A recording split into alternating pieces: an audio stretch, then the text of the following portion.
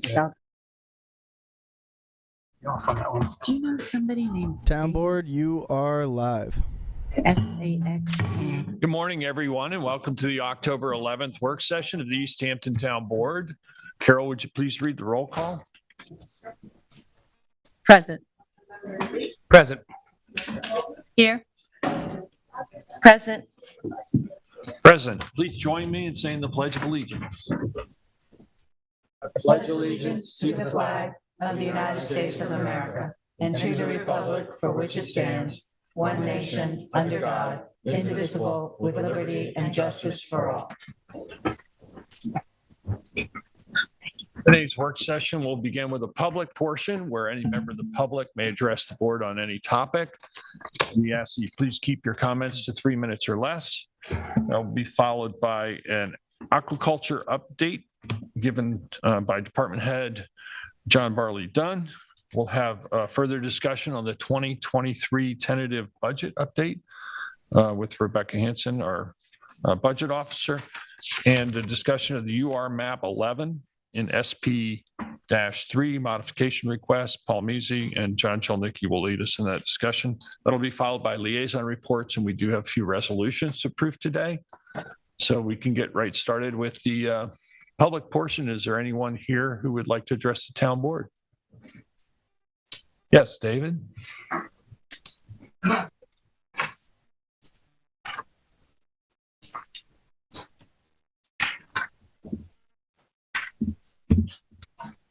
Good morning, David Buda from the Springs. I was pleased to see that after several months passing from the time of the July 7th, 2022 public hearing concerning the proposed proposed UR map modification, that the day has come apparently from the, as indicated by the agenda, for you to discuss and deliberate perhaps on the proposal and to make a decision. During that process, I did submit as part of the public record a letter, and the letter alluded to certain facts that had occurred several years before 2016, when the exact same proposal was considered and rejected by the planning board upon the advice of the then planning board attorney, John Chelnicki. So, wise advice, I should say. Anyway, just so that you have it before you, I emailed you today those documents that I had alluded to concerning the 2016 planning board proceeding, Mr. Chelnicki's recommendation that there be a requirement of a minor subdivision before two new lots that could be developed at a size of 10,000 square feet in a 20,000 square foot minimum zone be allowed. Anyway, you got the email. If you need a printed copy of what I sent you, I have printed copies. Thanks, David. And that's all I have to say today. Okay. Did have an opportunity to review your email and the letter, and thank you for providing it again in hard form. The answer, please. I already printed it out, David. Save the tree. Oh.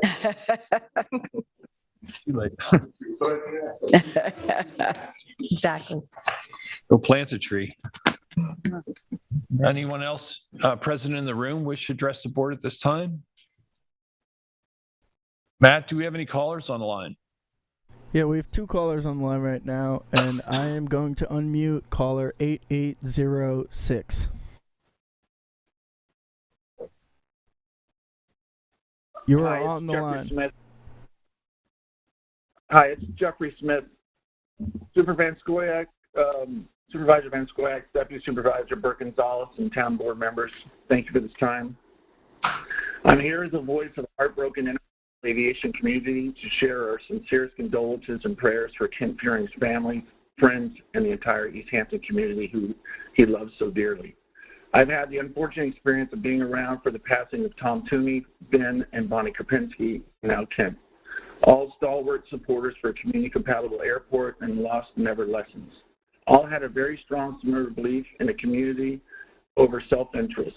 Kent's passion for aviation, one that will carry on for generations. His compassion for his community, one that will carry on for eternity. I have broken bread with Kent many times talking about flying, compromise, leadership, and of course, some of the best places to eat on the East End. We had many conversations about helicopters and airplanes, Kent being such a great debater, I sometimes credit his tenacity for my conversion from helicopters to jets. His voice and passion were heard from the East End all the way to the Beltway in Washington, D.C. Many times in those sessions, the voice of opposition, but most importantly, always a voice of reason. His legacy will endure. We'll see him frequently in the contrails of the sky looking down and saying hello. I would also like to acknowledge and thank the compassion and professionalism of those that may have different feelings about aviation on respecting this time of loss and hopefully understanding how much Kent looked out for their interests as well as our own. This is a time for grieving, reflection, prayer, and a celebration of life. Thank you and be well. Thank you for calling, Jeff. And we mourn the loss of Kent Fearing, a local community member who's known far and wide within the community, and always considered him a gentleman in all of our interactions. Thank you for calling. And our condolences go out to all his friends and family members. He will be missed. Matt, do we have any other callers on the line?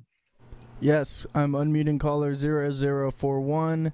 You are on the line, caller 0041. Good morning. My name is Kimberly Shoreline. I'm a resident of Hartley Boulevard. I just wanted to make a few comments. I know that David Buddha, I think, spoke a few moments ago. Before making a final decision, I just wanted to bring up a few points about Hartley Boulevard before you guys consider, making more buildable lots there. Number one, it's a private road with no town road maintenance. So adding more confusion to that will, of course, add wear and tear to the roads. We have no mail delivery down the road. There is not sufficient drainage present currently. The roads, every time there is a rainstorm, do flood. And last but most important, we do not have stop signs. And if you check, I'm sure, with the local police, you'll see that even just a few weeks ago, there was another accident. So, just all these things I wanted to point out before you guys really make a consideration of adding more traffic to an already congested area. Thank you for taking the time to call us and let us know your opinion, Kimberly. Appreciate it. Thank you. Bye-bye. Are there any other callers on the line? No, that was it, Mr. Supervisor. Anyone else here wish to address the town board at this time during public comment?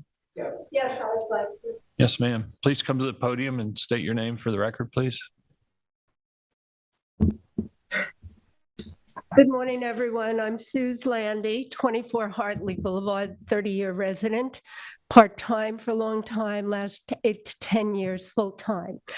I am adamantly against any kind of creation of less stringent requirements for a building lot. Our community has grown exponentially with full-time residents. Many of them are long-term residents. Some are newer. They have families, they have dogs, they have bicycles, and they're all out in the street now. Hartley Boulevard initially was one of two means of ingress to that little community of 3 blocks in an unusual shape. I believe it was Howard Street originally was also supposed to go directly to Springs Fireplace Road. At some point, it was abandoned. So all traffic for all of these homes, I don't know the exact number, must go down Hartley Boulevard. You're now asking the people who live there, who had certain criteria to meet, to compromise on something. For all these years, we have gotten no city services. Our roads are not paved. We do not have sewers. We do not have snow removal. We do not have street lighting. And for all of these things that are diminished, we do not enjoy any kind of an adjustment on our real estate taxes. Now you are asking us to allow the community to be more densely populated. And I believe I speak on the behalf of many of the residents who are unable to come today, that we just don't want it. Mr. Buddha recently wrote you a letter that described a similar request in 2016 that was denied. And I believe that piece of paperwork was not affixed to the minutes of last year or was not part of what is presented this year. I urge this board to reconsider any kind of request to diminish the requirement for new building in our little special neighborhood. Thank you. Thank you, Susan. Anyone else wish to address the town board on any topic before we move on? Any other public comments? Matt, do we have any other callers on the line? No, there's no other callers. Okay, I guess we'll get started with our agenda topics then. We have Aquaculture Department update, and we have our Director of Aquaculture, John Barley Dunn. Welcome. Good morning. Nice to see you all. Going to give a quick update on how this year went. It's been a while since we've been here. Yeah, next, please. So oysters first. We've seeded about 2.5, it's still in the process, mostly done, about 2.5 million 40 millimeter or 1.5 inch oyster seed. Pictured here is the crew, who are also in the audience, Marissa, Sam, and Jeremy. That's the extent of our full-time staff, including me. So we got a nice load of about 200,000 oysters in that boatload there. And like I said, all about 1.5 inch, 2 inches. So a really beautiful crop this year. And on the clam front, we did about 7 million 10 millimeter or 3/8 inch clams, and a whole lot more culls that didn't make it to that size. And we don't have all the numbers compiled, but again, that's a really great crop for 1 year. Getting them up to 10 millimeter size in our waters here is a pretty good accomplishment, considering stuff doesn't grow quite as fast as it does up west, where waters are warmer and a little bit more eutrophic. We're also giving 300,000 clams to the state for the Long Island Shellfish Restoration Program, and about 180,000 spat on shell oysters. So those are the clumps of oysters on big chunks of shell. And those are going to go out in the next few weeks, and they'll probably end up in Hempstead Bay, it looks like. So that's part of that program that Governor Cuomo announced back in 2017. And pictured here are basically the two varieties of hard clam. On the right is the dominant white clam, and on the left is the notata variety, which is derived from a recessive gene. And that's the one that most of the hatcheries grow, just because it has that beautiful, convenient marking on it.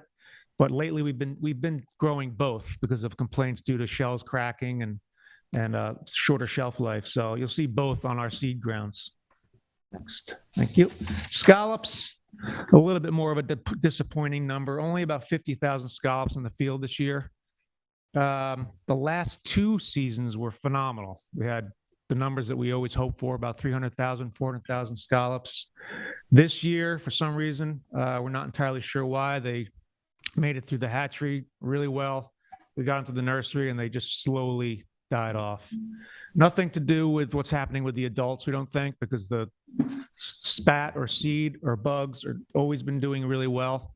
But for some reason, the seed in our production didn't fare quite as well. So we only have about 50,000. We'll overwinter all those and seed them in the spring. Next. Oyster Gardening program is still trucking along. We have about 100 gardeners in our 5 sites. And we also have about a half dozen folks that are growing off their own dock. So if anybody who has their own dock, their own bulkhead, or underwater land, you can grow oysters. So get in touch with me, and we'll get you set up with a cage and 1,000 oyster seed.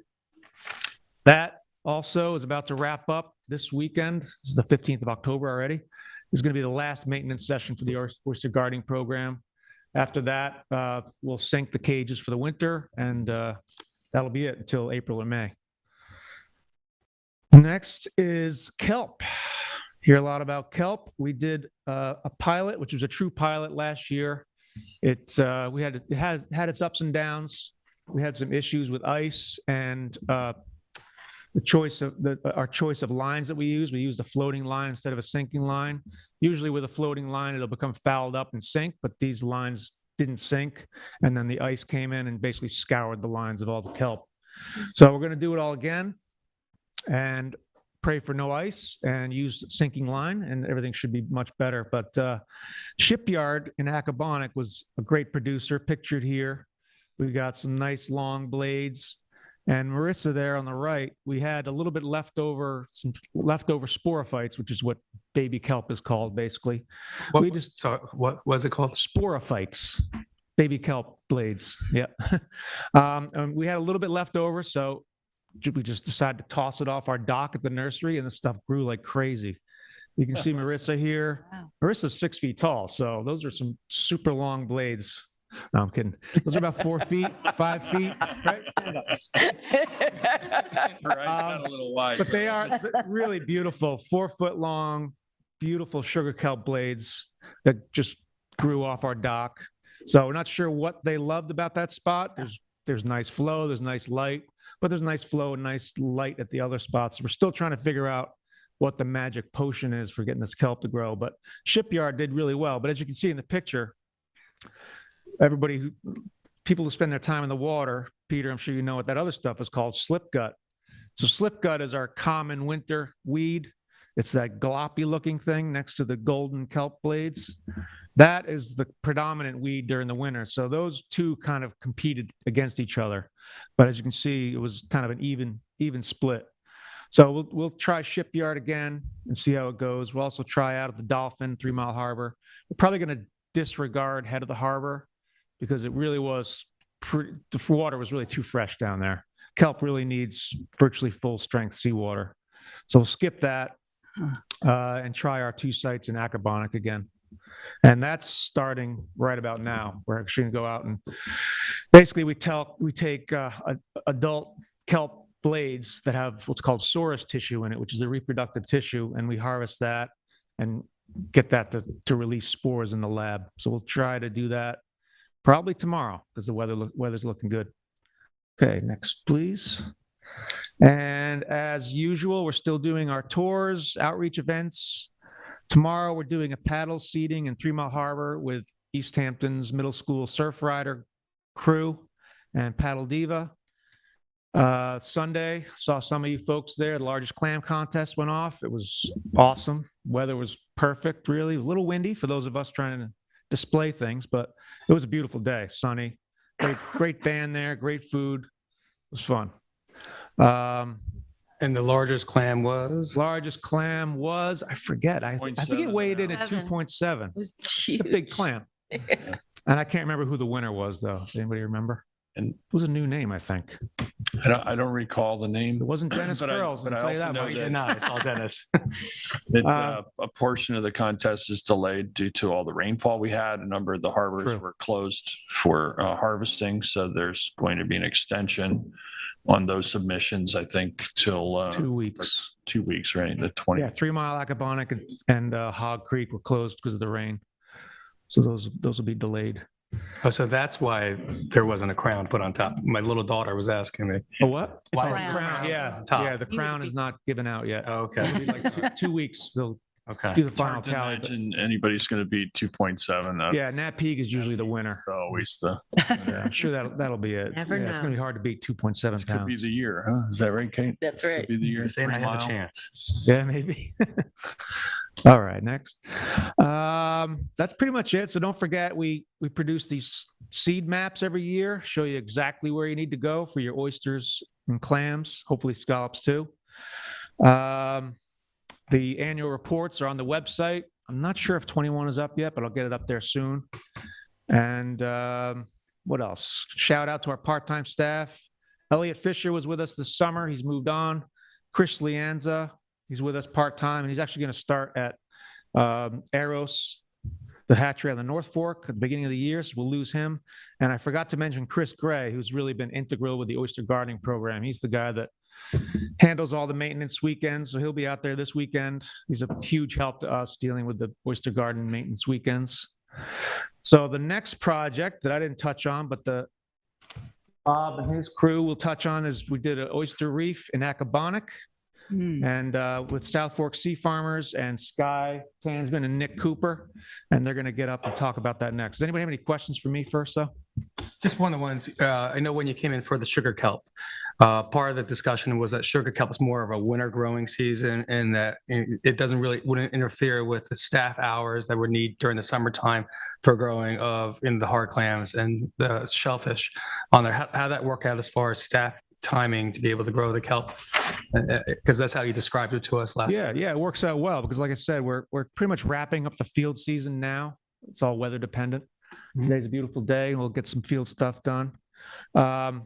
So as we wrap up the field season, then the kelp season starts. Because it is a winter crop, we do the spore release, basically spawn kelp, if you will, to speak in the same terms. In October, November, it grows through the winter, and then it's harvested in May. So it's, like you said, it's a winter crop. And if we were to leave it during the summer, it would just die off because it just can't handle the warm temps.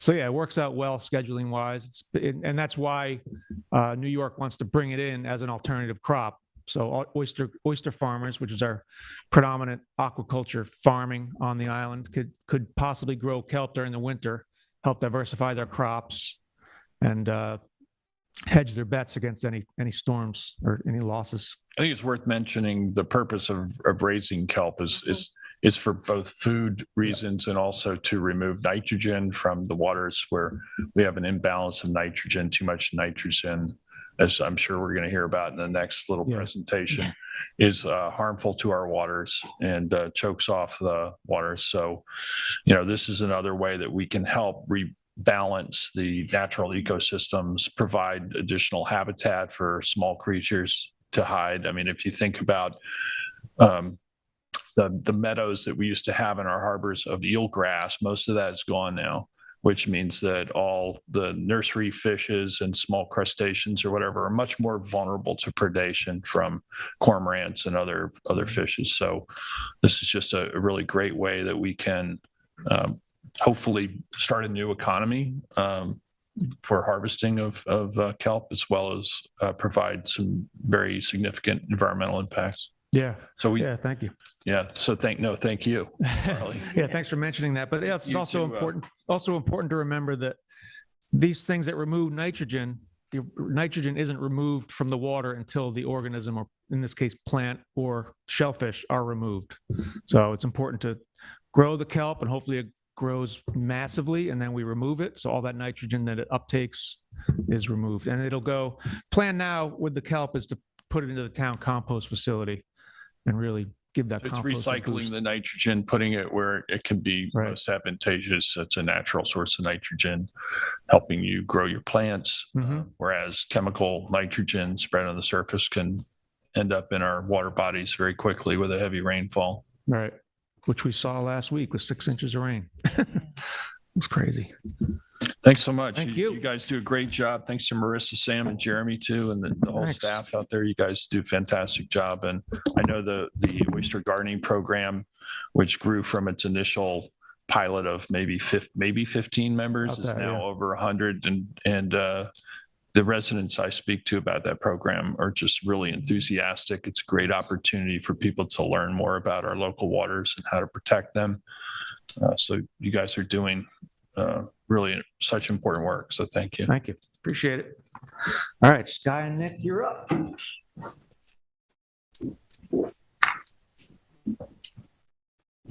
Alrighty.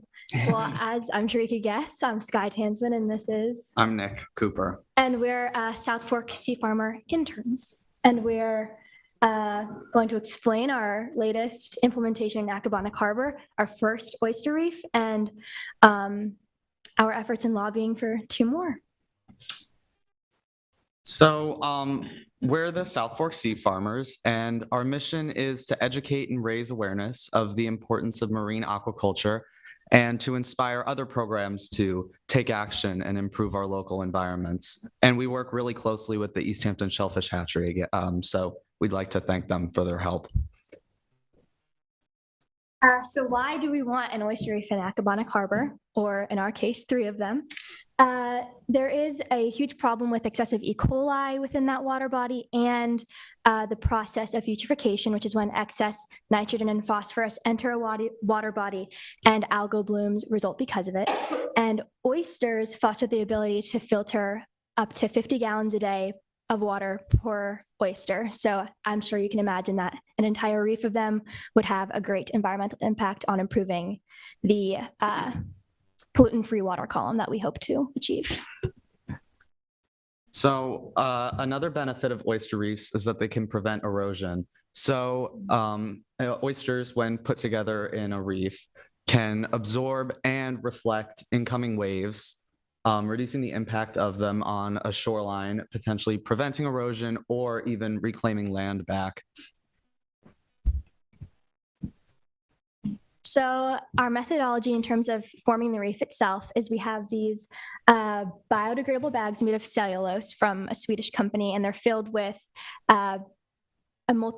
different generations of spout on shell, which is just oyster larvae growing on those big chunks of shell. And we decided to place the reefs in a place where they would not sink into the soft sediment on the bottom. So we paddled around the harbor searching for a hard bottom to place those reefs on.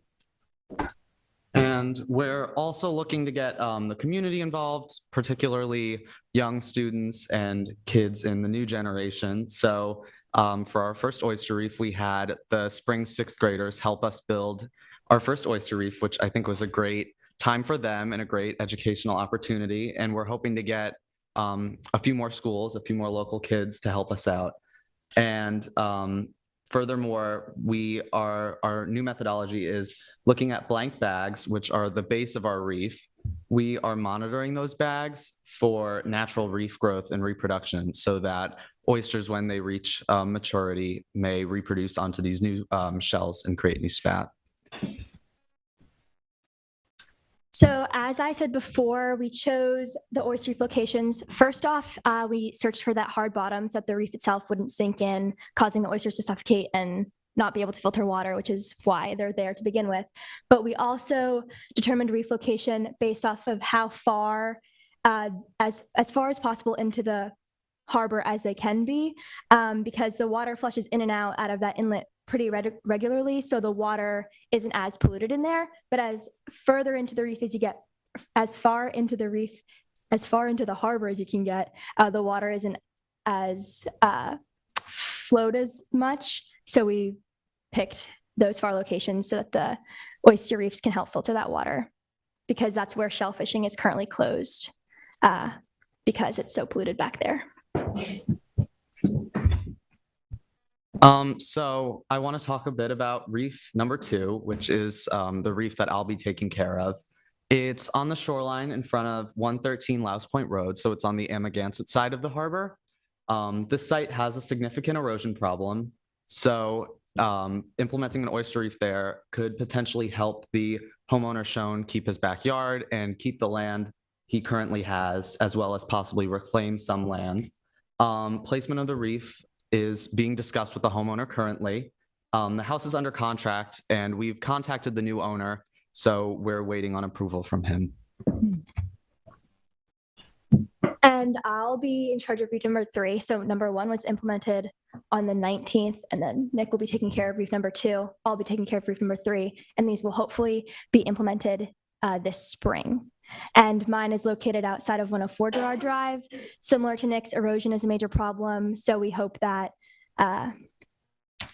the placement of that reef there can help bring the shoreline further out into the harbor itself, so that those homeowners get more of a backyard. And both of our nearby neighbors and homeowners have been contacted. We've sent them information about what the reefs will hopefully consist of. And as of now, it's looking up. They're all very much so into helping their backyard.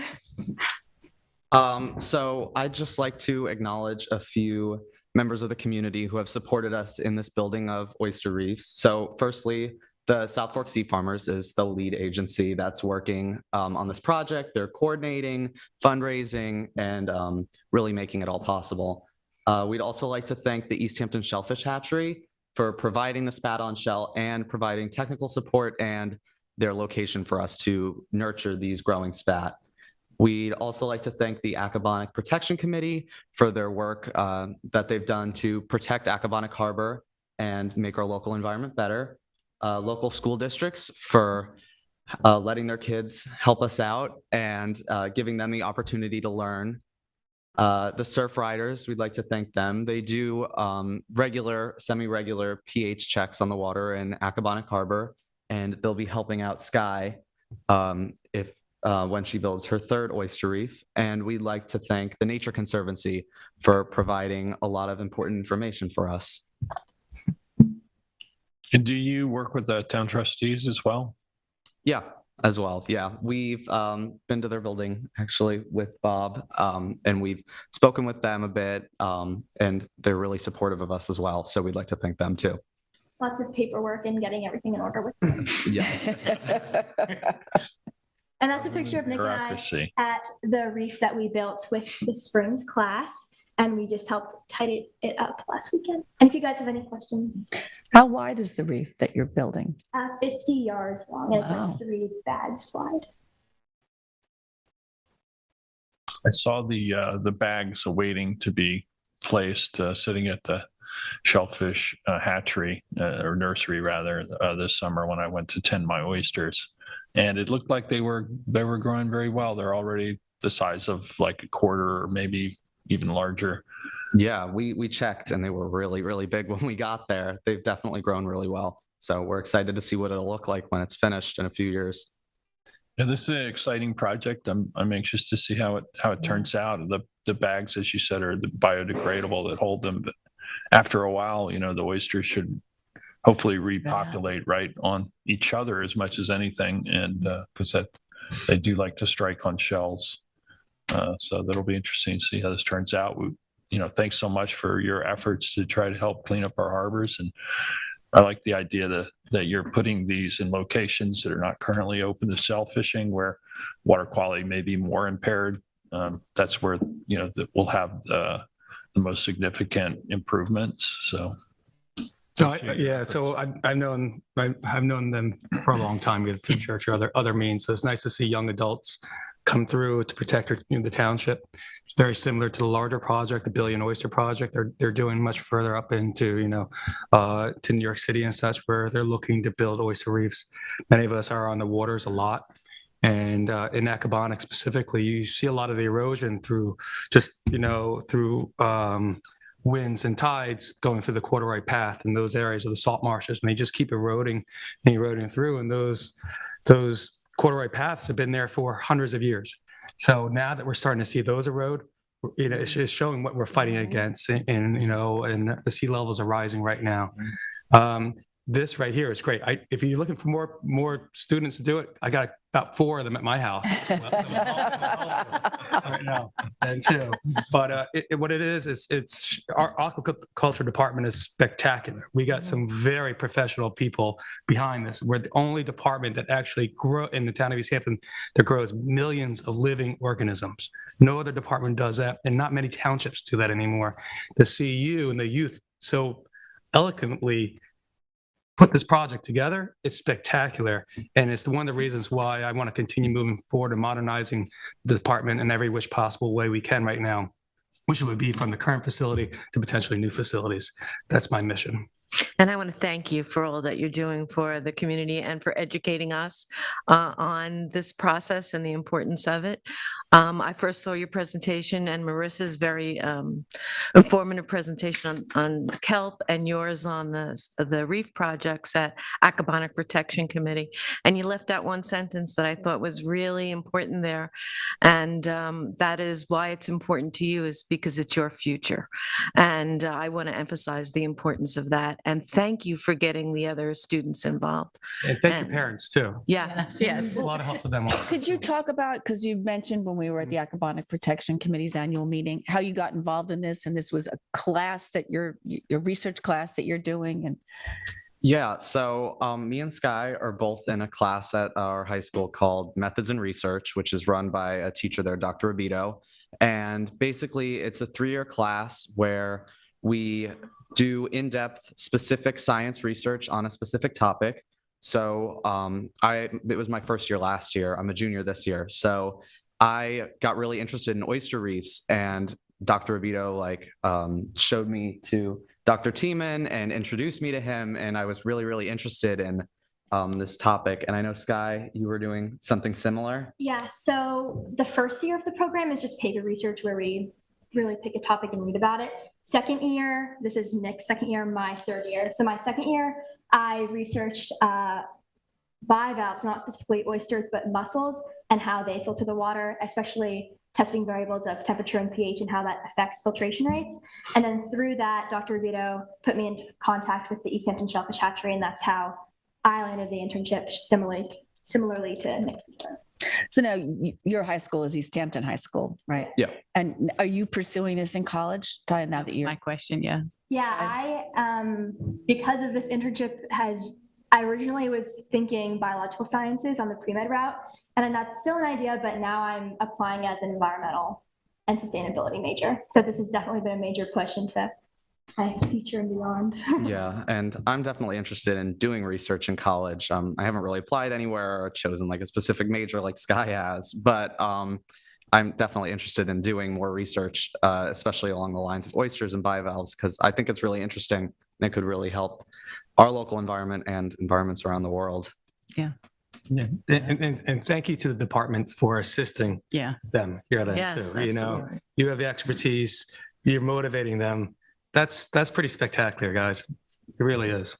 Yeah, and thank you to the high school, because they are, my kids graduated from there, and they were always encouraged, and I'm glad to see that they continue that spirit. Yeah, my daughter is pursuing a PhD in environmental science right now, just about finished up.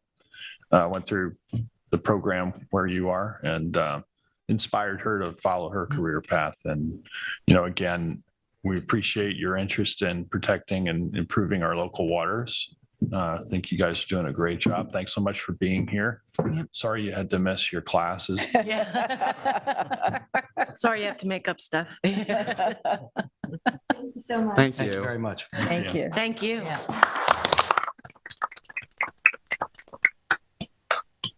That brings us up to the 2023 tentative budget update. So last week we had an opportunity, the board members had an opportunity to weigh in on the budget and make additional requests. And as a result of that, we have Becky Hansen back, our budget Yes, director. I'm back. My presentation's not as interesting, but I don't have any Yeah, we're slides counting or. beans instead of oysters. Yeah. And they're all leaving very I thank quickly. Farley for his revenue, though. How to clear a room. Yeah. I know, Clear right? room, talk about budget. So thank you, Supervisor, Town Board. Since I've been here last week, I have received some minor tweaks and comments on the tentative budget. So I'll start with what we've received so far. As came up during the work session, there was a request for $5,000 to add the Neo-Political Cowgirls as an additional community organization to receive funds. We have received word that our audit fees are going to be increased. We are going to have a new reporting requirement with the year-end 2022, which is called the GASB 87, which is relating to how we report leases on our fund balance sheet, whether it's an expenditure versus an asset or a revenue versus a liability. So the auditors have informed us that that increase is going to be an additional $10,000 for them to add that reporting for the year-end for this fiscal year. That's the amount of money that we'll have to spend. It doesn't account for the additional amount of time that staff will have. Correct. We are going to have towards to preparing those reports. review all of our leases, whether the town is the leasee or the lessor, whether it comes to property leases, ground leases, even short-term leases that we have for things such as our copy machines.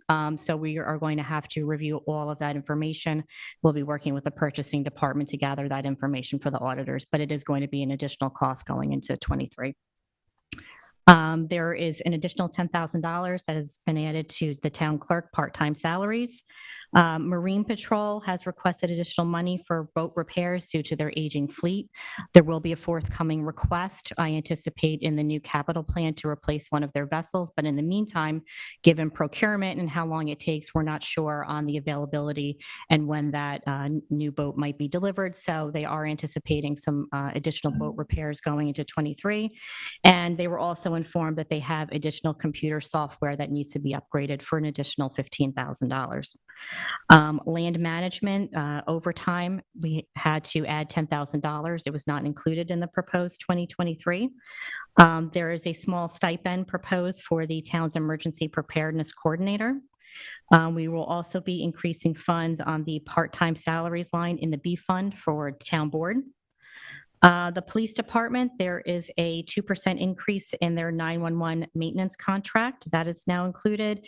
And in addition, Chief Sarlo indicated that there is a Wi-Fi project that they're going to be completing in 2023 that they started this year, but they will need additional funding for it going into 23.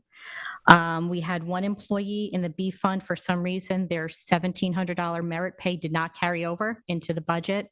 So that is something that we're going to have to add as well. And so the question will be, how are we paying for these increases?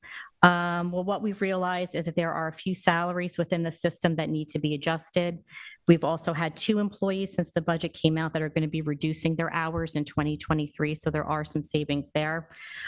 We did have merit pay that was calculated for 2 employees that was calculated on a monthly basis instead of an annual basis. So with those overages, if you want to call them, combined with the requests that are needed for the additional, that'll put you within an additional about $10,000 additional under the tax cap. As long as we are running, to where we think we are, and we are confident with the small additions that came in and the savings that we do have to realize on tweaking some of those salaries. So with the initial proposed of being under the cap by just over $8,100 plus an additional approximately $10,000, will have you under the cap of under $20,000 right now. Can you just repeat that? So with the additional that we just picked up here, and the tentative budget was already proposing to be under the tax cap by $8,100, you're going to be under the cap now with what I've gone through today is under $20,000. So you're going to go from the 8 to about $18,000 under the cap. So the process. That's a pretty impressive numbers crunch. There was a lot of crunch in there and still. Yeah. So the process now moving forward is at the meeting on the 20th, the board will adopt a resolution to notice in the paper on the 27th. It will run in the paper. The hearing will be on November 3rd, and then you will be slated to adopt it on November 17th. So I don't know if there are any other additions, deletions that the board would like to review. I have one additional request that I've received from Little League. Okay. That is for, in the past several years, some of the individuals have actually been paying for the dirt that's placed on the infield at the beginning of the season. And there's been a request that the town take up that expense on our town field. Okay. And they're saying that it's roughly $1,000. It's not a huge expense, but if it's coming out of private individuals' pockets, that can add up. So. Okay. You got a request from Highway? Mm-hmm. Is that in there also? We're going to review that. I believe the request from the highway superintendent, which was for an additional merit pay, will be budget neutral, that the department has offered to lower one of the expenditures lines. So we will be looking at that. Thank you. But again, that it would It's be not affecting the budget. no, because it would be budget neutral out of the highway fund. So I also had a request for an arborist at not to employ, but to use one. The village has one. It's around $70 an hour. So if we could do that up to $1,000 limit, that would, I think, be helpful. Okay. Will we put that in land management or highway? These for street trees. These would be for probably street. highway would- Yeah, I would put it with highway. And I know Kevin Cobb's been doing a wonderful job and working, but having maybe 2 people looking at it, Kevin, and then having an expert there would be helpful. Yeah, I support that. Becky, can I just ask a question? So I'm looking at page 7 in the budget where it spells out how much we're using from appropriated surplus. So is that we're looking at $2.35 million of surplus? But when we look at the fund balance on page 4, we had audited that the fund balance is at 62.6 million. And we're anticipating that the end of the year of 2022 will be at 66.6 million. And I guess I just want to understand, because I remember, having spent 9 years on the spring school board and always doing tight budgets and having to, work with fund balance. David and I were having conversations about our level of fund balance, and I pulled up the Naraki audit from 2021, because I was trying to remember, was there a recommendation that we should be spending down fund balance because our policy is to have fund balance at 20%? You can, and that's where sort of that fine line is. And that's one of the reasons with the 2022 capital plan, the board decided that projects that were $25,000 or less, you were no longer going to incur long-term debt for those, that you would start to pay down using some of that fund balance. Fund balance is usually used for one-offs, a particular project, like some of the increases were, the $89,000 in there that is extra to complete the energy, the renewable energy roadmap, and not necessarily ongoing annual costs. So, there is an increased use in fund balance in going into 23 from 22. And again, using the fund balance to offset things that come up during the year, as well as you've seen, we've had unanticipated costs due to inflation, additional projects that we're using, so that we're, still want to maintain a level of a rainy day fund. I mean, certainly the board can choose to increase those amounts if you want, and that's, certainly a board decision. I think, we benefit from having very strong reserves, and, that came in very handy during COVID, especially, and it certainly will be there for us if we, suffer a catastrophic hurricane or some other unexpected event that comes up.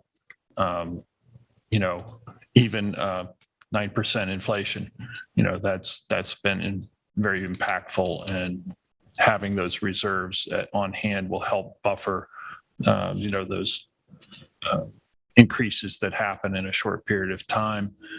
I think it's really important to make sure that we're not overspending our fund balance. And at the same time, as you said, it's a balance of, how much do you hold in reserve versus how much you allocate.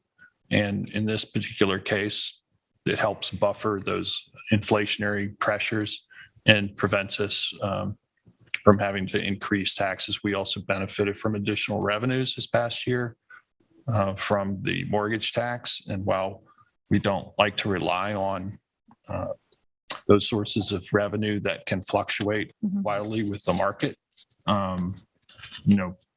using a modest amount of that to offset potential tax increases is, I think, beneficial to the public. And the board may also decide going into the 2023 capital plan, because again, there were a number of projects where we've seen the bids have come back so much higher than what we anticipated when the plan was adopted, earlier this year during the spring. So you may look to maybe offset some of those, if a project was funded and we did issue debt service in 2022 and maybe the board was unable to complete it because there wasn't, the funding wasn't there. The question will be, do you want to incur additional debt service, or do you want to pull out of fund balance again as a one-time project, that it's not necessarily an ongoing, reoccurring fiscal year cost? You mentioned the COVID. So one of the questions, or you mentioned last week, is that we're actually getting money back from the COVID funds that we had to spend, 323, or you're asking for more also. Does that go into, what fund does that go back into, to where it came out of? It was emergency preparedness? I mean, it'll be accrued as a revenue. It could go into miscellaneous. It could go into, they may create a new line particular for that, the comptroller's office, federal aid under FEMA. So when it comes in, we'll figure it out. I mean, we don't even know when we're going to receive that. We actually, believe it or not, just completed last week the final paperwork on the town's last reimbursement from Superstorm Sandy. From 2012. Yes. So 2012. 10 years ago. There's one outstanding project, or our drive, that the town still has not received full reimbursement. So we actually just signed off on the final paperwork last week on it. So Sky Tansman mentioned all the paperwork she was dealing with. Dealing with the amount of paperwork is incredible. So, I mean, with the FEMA and two of the projects that we did for the meal delivery services, literally had to submit spreadsheets with what vehicle was driven by whom and what was the mileage and what was the time of day. I mean, that's the extent of the paperwork that we've had to put together for FEMA to get this reimbursement for COVID expenses. So they have denied some of our requests, and we need to prove to them that they are not normal purchases like bright pink tape to mark out social distancing, certain PPE, they've denied just over $90,000 worth of costs that the town has submitted. So we're reviewing that with FEMA right now. I'm just going to throw in a CARPA plug here when you're talking about how long it takes to get FEMA money back from the federal government. I just want the community to be aware that I've heard the stories for homeowners as well on how long it takes to get any money to help them rebuild, and that's why it's important to have the CARPA. And our analyst with FEMA, who actually has been really, really great all along, he's been deployed down to Puerto Rico. So we actually haven't been able since almost 2 weeks now. We submitted the final paperwork and we haven't heard back from him. And he's usually very on the ball, but he's been deployed down to Puerto Rico. So there might be a little additional delay, but when that comes, to answer your question, Councilman, when the money does come in, it'll be a general revenue. Thank you. Because I don't believe that the town had issued any debt service with any of the expenses relating to COVID. Otherwise, the funds would go to pay down the debt service. So can I ask a question? So in the supervisor's address in the document, it talks about the hirings that we're doing in the enforcement agencies. So the first thing it says is we're hiring 2 additional full-time police officers. So are we adding to our numbers, or are we bringing 2 on now because we anticipate 2 officers are going to be retiring? They are new. Right. They are new. So we're going to have, so what are we at, 66? Probably around that number. I mean, these were the ones that, requested by the chief, but we also are being proactive because there are 2 in the academy now, which are also in anticipation of upcoming retirements. So just so I understand, so if let's just say for argument's sake, we're at 66 now, this is going to take us to 68. And the plan is that we want to keep it at 68. So if 2 officers, for instance, retire somewhere during the calendar year 23, we'll bring in 2 new additional officers to keep that number at 68. Yes. And the chief has also been, as you know, really proactive every time a new academy has opened up in sending candidates there, just so that the town is able to keep up. And as soon as that they're hireable, that they can, come on board, full time. Right. Particularly since they didn't have an academy during COVID, and that was a real challenge for us. And that percentage really doesn't, reflect the growth that we've seen. It's not commensurate with the growth that we've seen in population. So, I mean, that's a modest increase in the police force given the population growth. Okay. So then it talks about that we're looking to bring in the ordinance enforcement, we're bringing in, I guess, 1 ordinance enforcement officer and 2 ordinance inspectors. So that would bring our full-time then to 10. Is that what it is? 10 full-time plus the director? And I believe that the higher title is looking to be promoted from within. So should that happen, then that title would also be backfilled. And we still have 2 openings in code enforcement right now for 2022. So we're not operating in 2022 with a full staff. Correct. But there still is not at this time. No. Okay. Can I ask what the goals are for the town once we, have 10 full-time officers and a director? Are we going to be, outside of the summer when they work, nights and weekends? Or are we looking to split their time, or are they all going to be on the road roughly at the same time, say, 7 to 3 or 8 to 4? I mean, is there, like, when Kevin made the schedules and staffing is under the direction of Kevin Cooper, who's the director. And, this gives us certainly more flexibility of rotating hours. Some of code enforcement's work certainly can be done after regular office hours. And just because, we might operate from 8 to 4 or 9 to 5 doesn't mean violations stop. Right. Well, that's why I'm trying to understand. And so I think also, again, reflective of the population growth and demand of the community to have greater enforcement. And there's those here today in the audience who've lobbied for that for some time. This gives us the ability to be more responsive to community requests. And, I think it's important, especially given the number of people we have here, certainly during the season, in the off season. Yeah. population's much higher now too. So I made the pitch last year, and I might do it again here with code enforcement and new hirees, which we did last year, is that I brought this up to Kathleen Root last year, it sort of fell off my priority list, is that if code enforcement can have a specialist that might be more focused in on environmental code issues that we have, bluff press, clearing, situations, and I don't know if it's an environmental code specialist or such. There was something that she was pulling out of the civil service that might be able to fill into or backfill, because so much of the issues that we see right now aren't just about noise violations or other quality of life. They're actually a lot to do with what our natural resources are.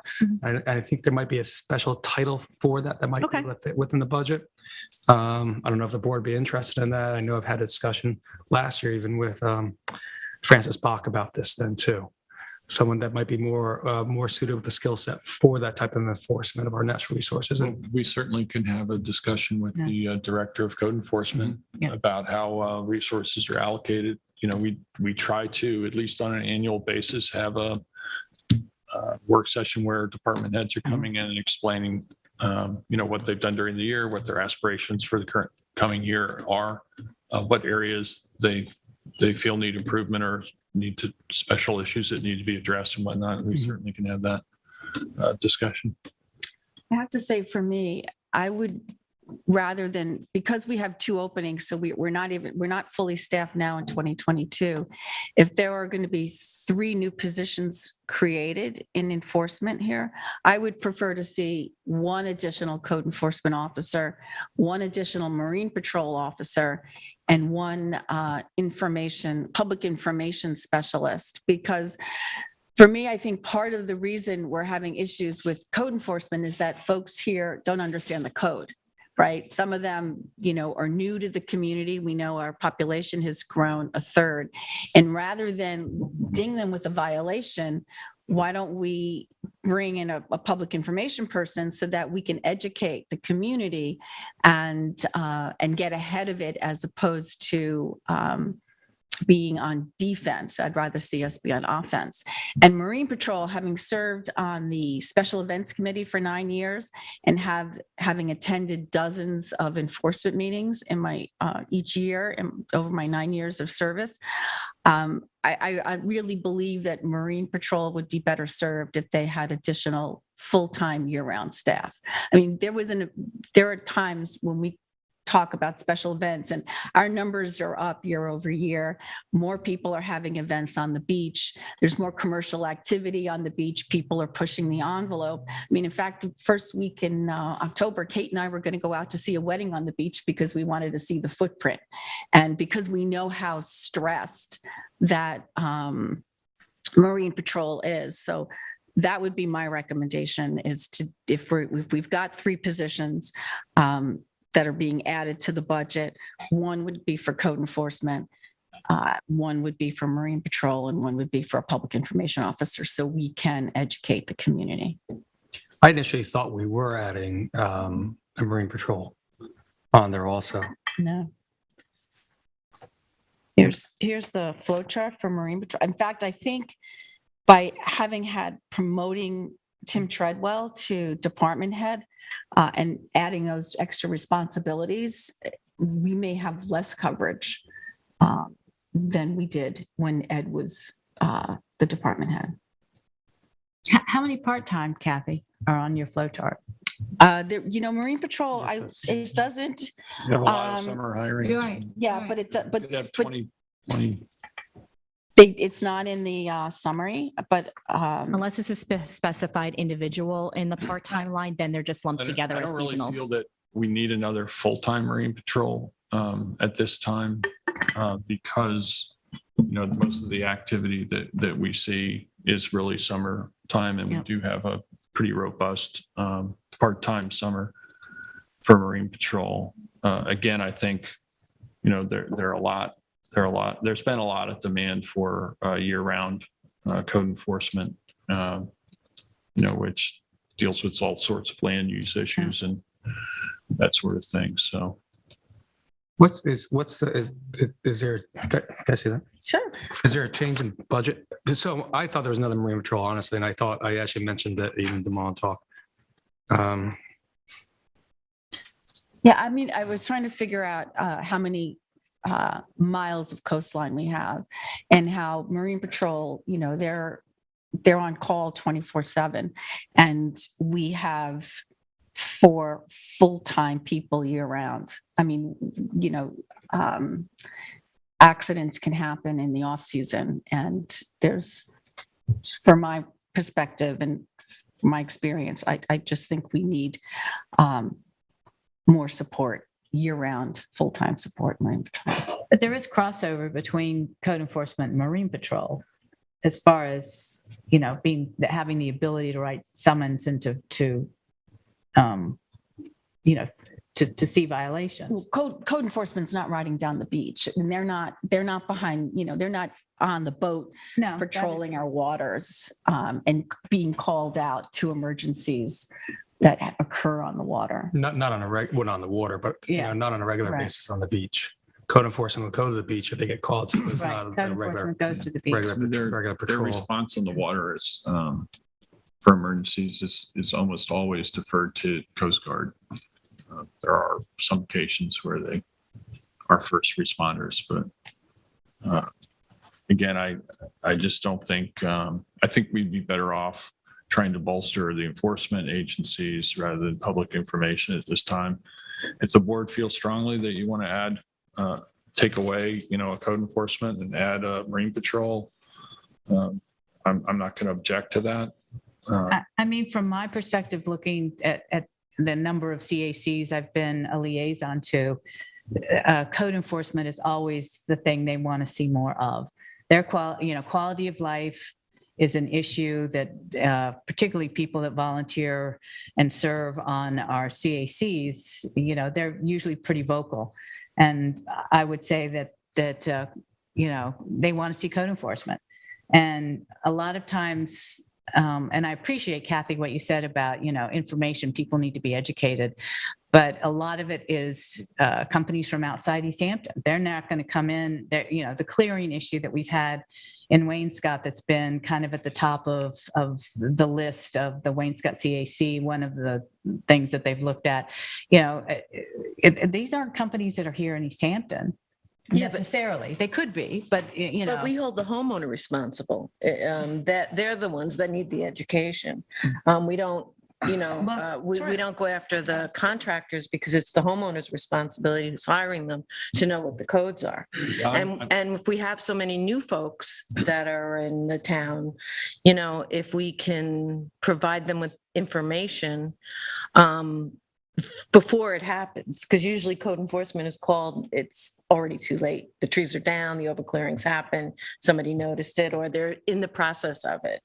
My only thing is that if we're giving out the information to begin with, and I had an experience with Terry Ganley, who was my mentor on the ZBA, who we used to, she got the idea of creating packets with all our codes and a nice letter from the supervisor at the time, and go actually drop them off on everyone's doorstep.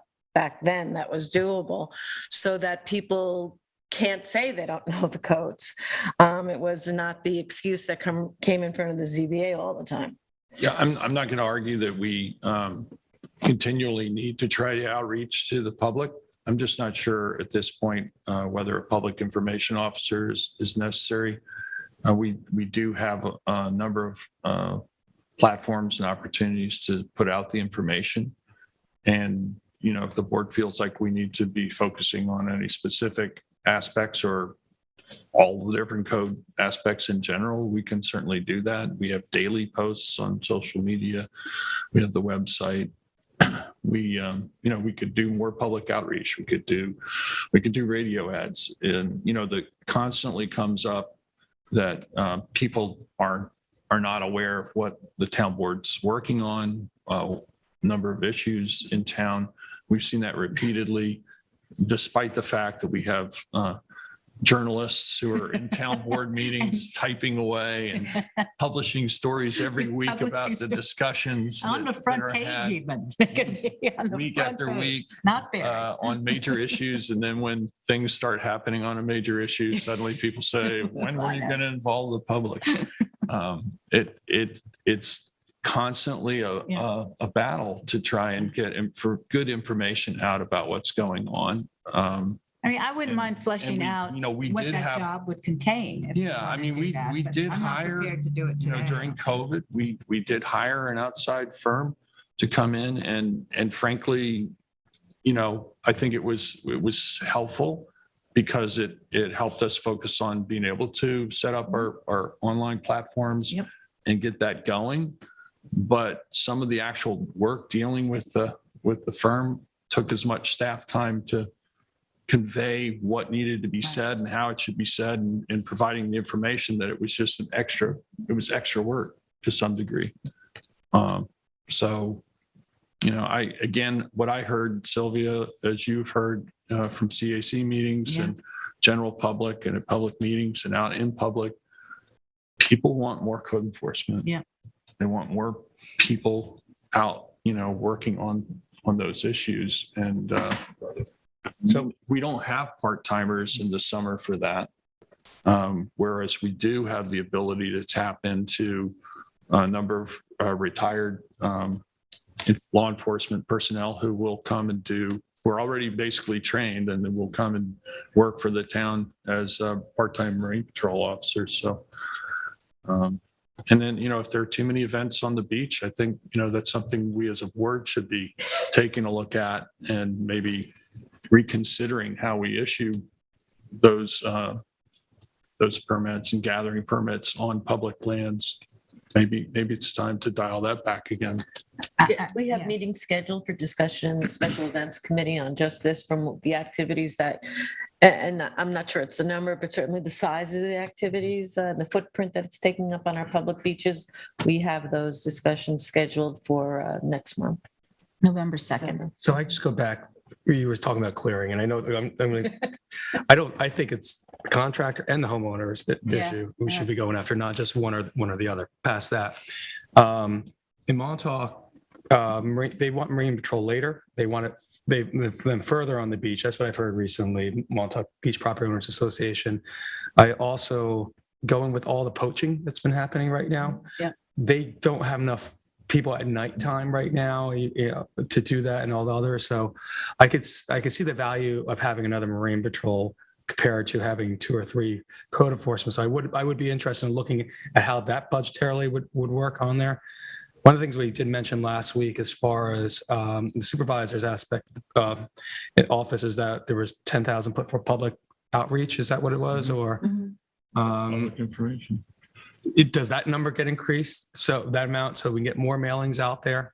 That might be one of the things that we're trying to get to, as far as the information out there. As far as what you mentioned it called it again? Public information officer. Southampton has a public information officer.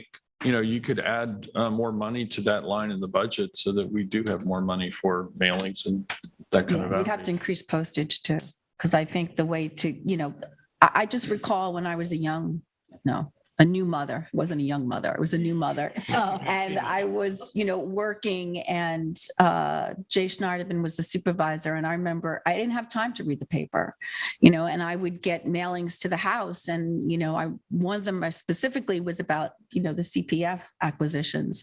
And that's how I got my information. That's how I was informed, because I just did not have the time to pick up the paper with 2 little ones and working a full-time job. So I think there's a lot of folks out there that, we have these conversations that, and you mentioned it, Peter, name the subject when we're getting close to take action, and all of a sudden people say, wait a minute, you never talked about this. And, we can point to the work session agenda where we had, 3, 4, 10 conversations. Papers covered it, but, people are busy. So I think having someone that's their responsibility, and doing mailings to educate, is really, something that I think we should take on now. I think now's the time. It was also interesting when I looked at Southampton's budget. Not only do they have a public information officer, but they have a website manager. So they've got somebody that's on, has a full-time job making sure that the website is staying up to date and, working hard for them. right now, we already know that our IT department is short-staffed. I mean, we had to put a position in the budget and we couldn't fill it. And it's their responsibility to post to the website. I mean, that is crazy. I mean, David Boot has been asking for months for us to expand on posting work session materials on the website to include public hearing materials, which I'm completely in support of. But how much more are we going to burden IT? And Well, as you said, they have a position that's not filled. and So, haven't been able to that goes fill to it. that goes to the larger problem of just filling Right. positions. But But I think, having the resources at least on hand to hire somebody in IT is there. And, we still need to find somebody. So I support putting more money into the line so we can do more mailings and more public outreach. But I don't want to hire another full-time person at this point for that purpose. I just think there are other things in my mind that are a greater priority. I think we can manage improving our public outreach, and we'll see how it goes. At least then we're starting to put more money in the budget towards that effort, so that if we decide next year that that's the time to add that position, that it's not as large of an increase in the budget. Yeah, I mean, I think allocated that there could be, and I know it was interesting when I was looking, I think it was in the Naraki's audit document that they referred to, and you've referred to it, that the tentative budget is the supervisor's budget and the preliminary budget is the town board budget. And when we first got the budget, we had $8,100 to work with between the four of us. Now we've got $18,000 to work with between the four of us. But at the same time, we're sitting on $66 million in fund balance. So, and we're allocating, what was it, 2.35 million. 2.35 million of surplus to offset and stay under, the tax cap. And I think that, I am all in favor of conservative budgeting. When I got here, because I used to say when we were at the spring school that we threw nickels around like they were manhole covers. And I'm completely supportive of being smart when it comes to budgeting. But at the same time, the budget is a reflection of our community's priorities, and it's what the community values. And I think the community at this point in time, we're up to 28,000 year-round residents. If you look at the census, we need someone to be putting out information. It's their job. I mean, we've got 5,000 followers on Instagram, but our engagement is, some likes, some, posts get 92 likes, 138 likes, and some get 16. So we may be putting the information out, but it's not as effective as it could be, and bringing in someone who's a professional to be able to manage that for us, I think is a wise use. And I think it's something that the community wants. Well, a couple of things to wrap there. I think first of all, trying to hire another full-time position out of fund surplus is not a prudent way to approach the budget. Second of all, I said adding another full-time position that would be on fund balance, on surplus alone, without the revenues showing up recurringly, is that's how you start to get into trouble on the budget. And so I think percentage of revenue is important, but also we have somebody who's been working very hard putting out public information since COVID, really. And that is Joanne Pilgrim, who, was the former journalist with the East Hampton Star for many, many years. So in terms of, being able to put information out to the public, there's somebody right there on our own staff who's been doing that at no additional stipend, but has done so on a weekly basis. And in terms of likes, is that where we're coming to now, where we're Well, that- actually going that to be shows- striving to get the most number of likes? I don't That's think how that. you get, I that's how don't you think count that, excuse engagement. me, I don't think that necessarily accounts for engagement. How many times have you seen things on Facebook that you didn't push like? I don't know. I just think that, again, if it's out there for people to look at, whether or not they like it, doesn't necessarily mean whether they've read it or understood it. Yeah, I'm concerned about dipping into any kind of surplus. We know what's happening in the economy. We know that the sales of houses are going to slow down. We think we've already hit the peak, and that, yes, there's some big numbers that are going to happen, that some people, it's not going to affect the increase in, their energy bill or anything else. But I saw this, several years ago when the mortgage tax didn't come in and the town was scrambling and did the exact wrong things. So I want to make sure that that never happens again, at least while I'm here on the board. I don't see using that fund balance, particularly as what we're seeing happening on the national level. You don't want to use it on a reoccurring expense. Right. We don't know if, But you made a comment last week, Becky, I believe, that how much money did we allocate to fund balance for the 2022 budget? I don't know off the top of my head, but what we're appropriating this year is about 4.5% of what's available.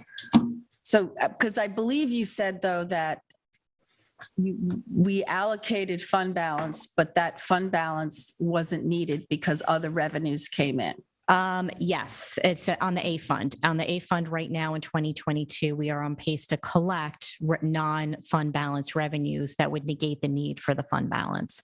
The fund balance you were able, if it's needed, that was the mechanism that the town board used to pay for the supplemental pay program for the employees, which was close to $700,000. So if you weren't in a comfortable fund balance position, that's not something that you would have been able to do. We're still watching the other funds. Dollars to wages this year. Right. So coming year. Aside from, talking about revenues, aside from real property tax, what are the top 5, lines that we get fees from? Well, depending on the fund, but you have your mortgage tax. I mean, your building permit revenues, we just went up on Friday over what's budgeted, out of the B fund. You get a lot of aid from other governments, whether it's the federal government, the county, the state.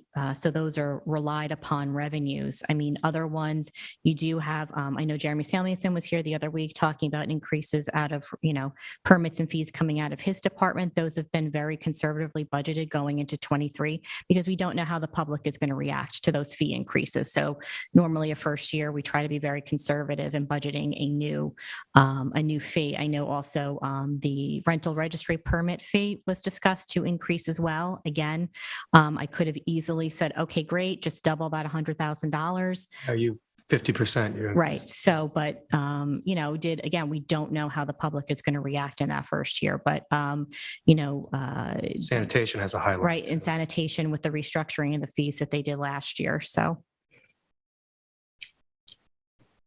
The adjudication bureau, that may bring in more revenue than you anticipate. But again, we don't know. That new department alone is going to cost the town about $100,000 on the expense side. It has been budgeted on the revenue side to bring in the same amount because we're not sure. To date, since the bureau started, I believe 4th of July weekend, it's brought in close to $60,000. And we've seen a considerable drop off, obviously, due to the height of the main infraction season being over, but violations do continue to come in, but obviously not at the pace. But again, we're looking at about $60,000 year to date from 4th of July weekend. So again, we don't know how that is really going to play out going into 23 yet. I know there's been a lot of interest in those extra sources of revenue that are generated by the extra demands placed on the community by our annual visitors, if you will.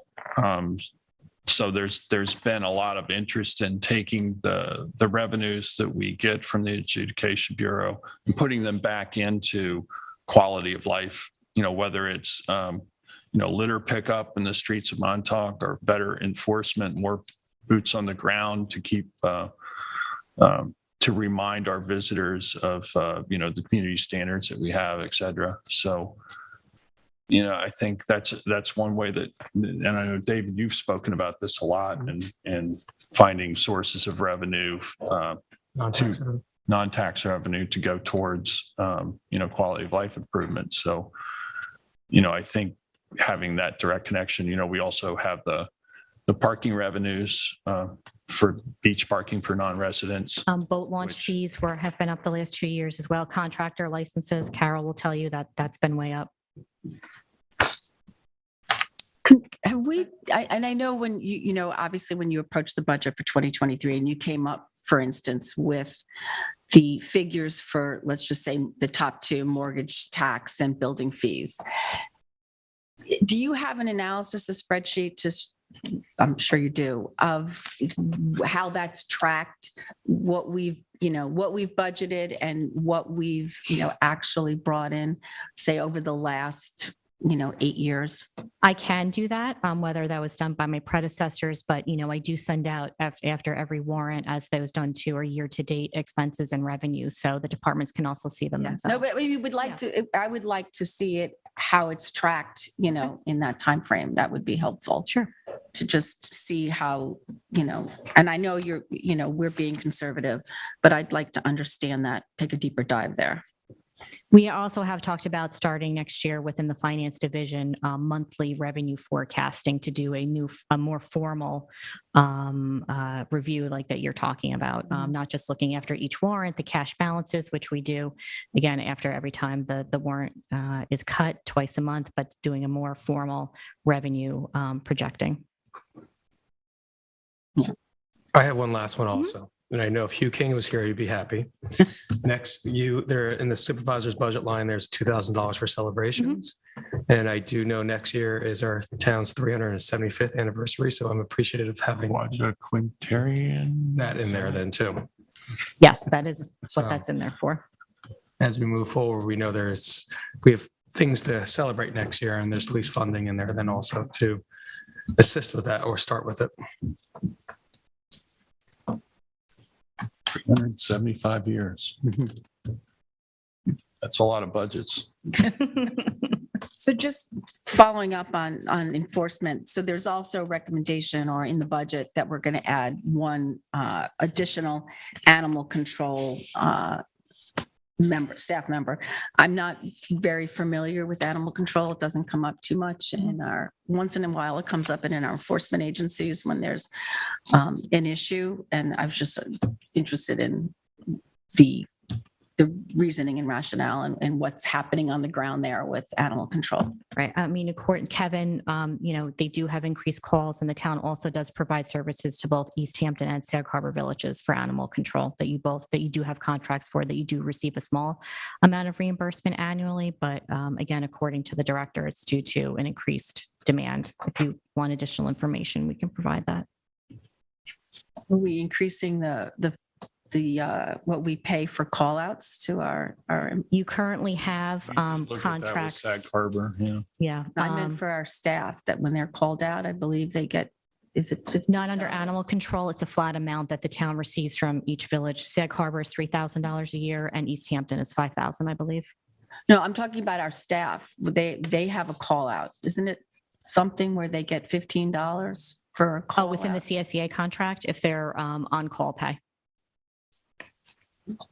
$15 doesn't seem sufficient for the something I think we need to look at.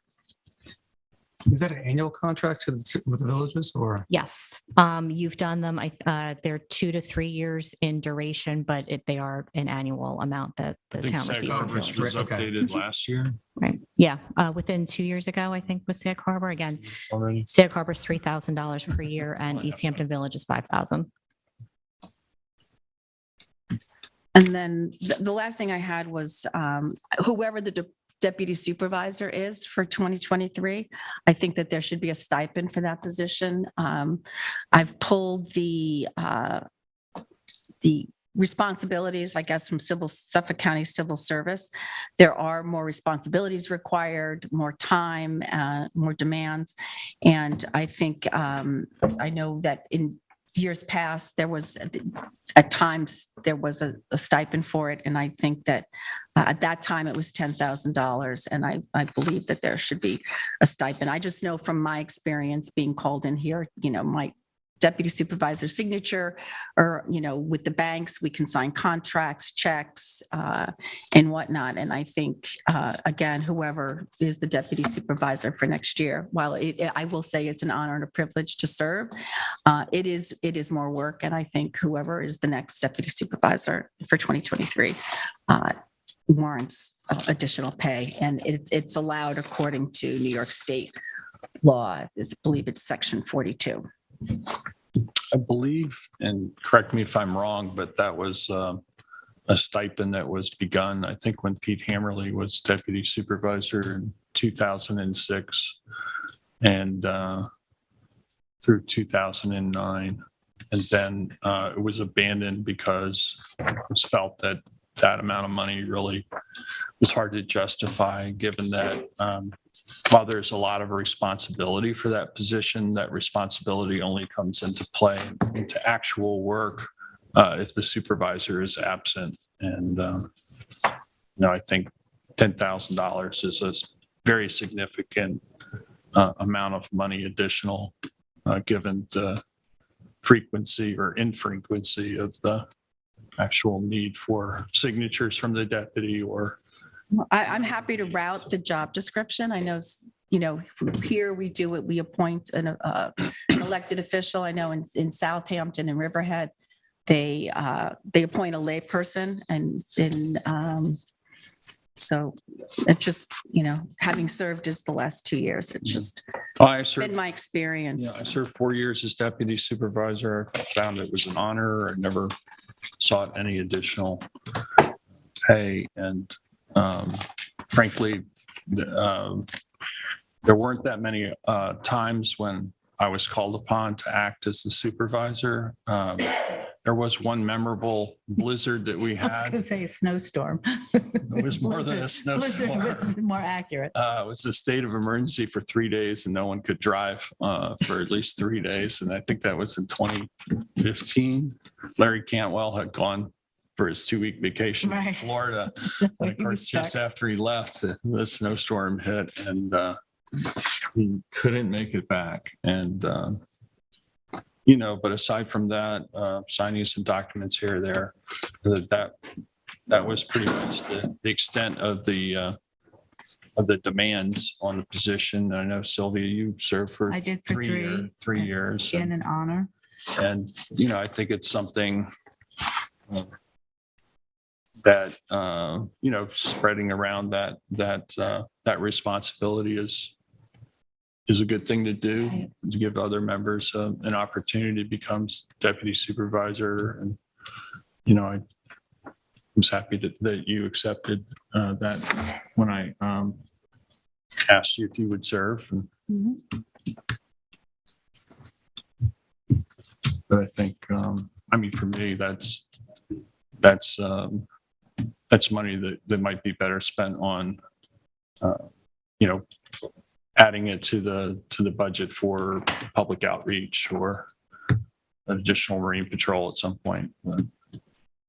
So how much money do we want to add for public outreach? We've got $10,000 in central printing and mailing and $10,000 in the supervisor's budget. So if we want to do quarterly, what is our cap space with these other additions? You're probably gonna be around 15, 16,000.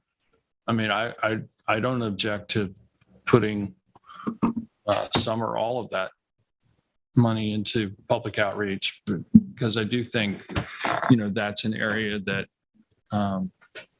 is important. I'm not quite sure what more we can do to actually reach the public. We do a lot that again, maybe a mailing, as you say, Kathy, that seems to have resonated with you as a way to get your attention and inform you of things going on when you were a mother with young children. I think the targeted mailings do work, it's from the clerk's office or such, but they, depending on what target is, they get expensive too, so. Right. I would do postcards. So if we look at, from our department heads, areas that we hear that there's a seasonal increase in the issues with enforcement. I just had a meeting with folks at sanitation because Kim procured a grant for new signage, and the amount of work that they have to do and the amount of recycling that can't be sent to away for profit increases greatly in the summertime. Not because people who come in the summer don't care, but in many places it's single stream and different type of recycling. Also, the leaf blowers, I heard a lot this year where people felt that we really didn't flag the times where the leaf blower laws change in the summer season. And also, of course, the year-round issue with overclearing and all the issues we face with folks for building permits. I'm hopefully we will do some targeted mailings for these important issues, and maybe we'll be able to cut down on some of the expenses that the town incurs chasing these things, which is a more efficient use of our budget. And also maybe when we do give out contractors license in the town clerks, we can educate them no matter where they come from and have an information list for them so that they're aware of our regulations, just to get ahead of it so we're not chasing it after the fact. I think that would be valuable. Yeah, I mean, I support that. I think, the board wants to concentrate on coming up with specific issues to address at any time. I know we've been doing that. But if you feel that we need to put extra emphasis on a particular issue, I know one of the issues that has come up repeatedly is encroachments on town right-of-ways. That's something else that I think we need to better educate the public and do a better job enforcing, because we see continual encroachment. I know that's something that's been brought to me and the board on a number of occasions by various individuals, and I can't say that they're wrong about that. It causes, concern for pedestrian and bicycle safety when there are obstructions on the side of the road, rocks placed along the border of the Now it's irrigation and plantings and fences, gates, it just goes on and on. So, there are a number of issues like that we try to address, and perhaps we can do a better job educating people and have a more focused approach on some of those issues to try to educate folks. But bottom line is, some people just want to do what they want to do, and you need to have the resources. Yeah. We've had instances where people have been cited and they know what the law is, and then they continue to do it and they don't care about it because it's what they want to do, and they rack up some fines, which they've maybe already made the calculation that it's worth it to them to pay those fines because they're going to do what they want to do. So we have a lot of work ahead of us.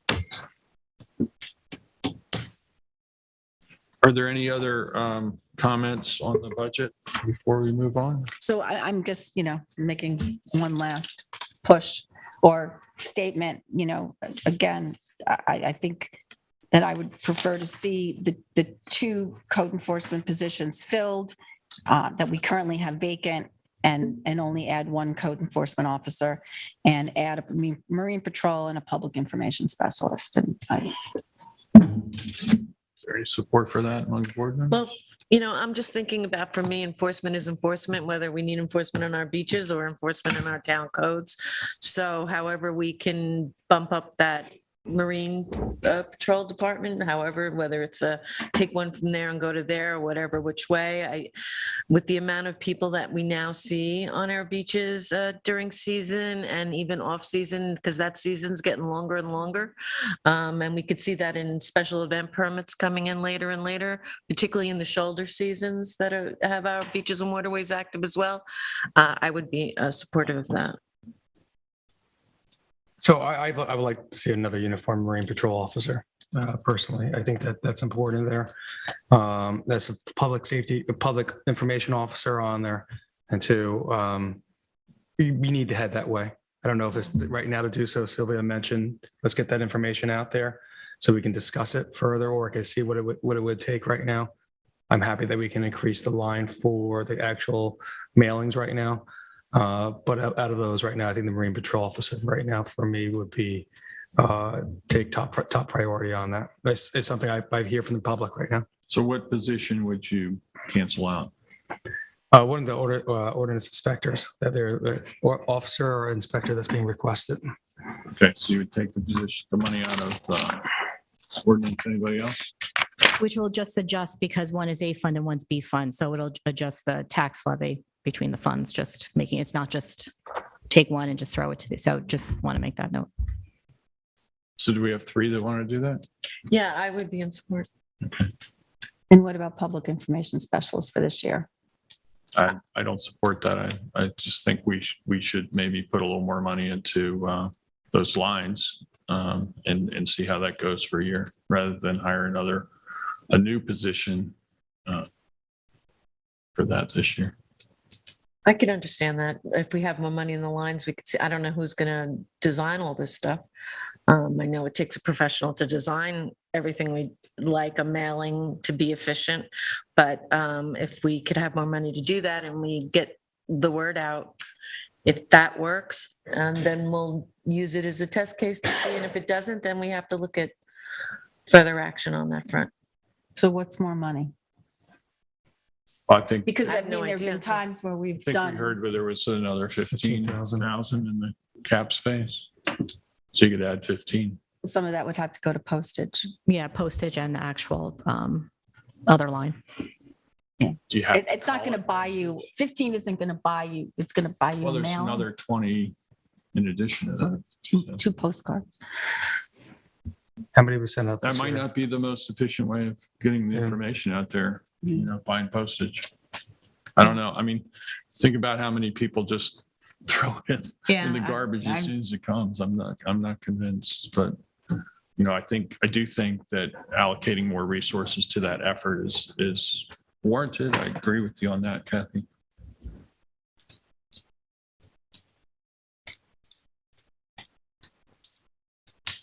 Timing now? Timing will be based on today's comments. I will reaffirm with the board what was discussed and determined today. Those changes will then become the preliminary budget. At the meeting on the 20th, you guys will do a resolution to notice in the paper, which will appear on the 27th. The hearing for the preliminary budget will be on November 3rd. And again, it will be slated for adoption on November 17th. Okay, thank you very much, Becky. Really appreciate all your hard work on this. I know you and your staff have really done a yeoman's task here and dealing with the more recent proposals and trying to sort things out. Thank you. Crunch the numbers to adjust in order to still keep us under the tax cap, which is our goal. So thank you very much. Thank you. Thank you, Becky. That brings us up to UR map 11 in SP3 modification requests. Paul Macy. You want to run us through this? This is a modification request. We heard that in July. The specific modification request was for this parcel here, but the adjoining neighboring parcel kind of comes into play here because that's the reason for the request. The town acquired this portion of this adjoining neighboring property. So the owner of this property can acquire this. This is actually owned by a third party too. they can't make their urban renewal parcel 14 complete any longer because we're not allowed to transfer title to this parcel out with the funds that we use for acquisition in the small lot program. So they left this owner here, who actually doesn't own here, but they own here, and this owner. So we kind of came in with this modification as if it's a foregone conclusion somehow that the rest of this is off the table, but they're asking to say, well, hey, let my urban renewal parcel consist oops, Sorry, that's okay. of just what I own, which is 41 through 45, and let the other party keep theirs. Basically, you'd have two equally sized properties, but small. So you'd still have, in the end, two developable parcels, although we still have to figure out how we have to acquire this piece to make that non-developable. But that's basically the gist of the application. And again, that's assuming that this is kind of off the table, and the planning board looked at it and said, well, maybe two equal sized parcels is better than one larger one and a tiny little one left. But that's what's before us today.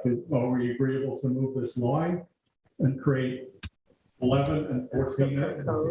Well, this will be your parcel 11, that 14A and 14B would be. And how big are each of those parcels, John?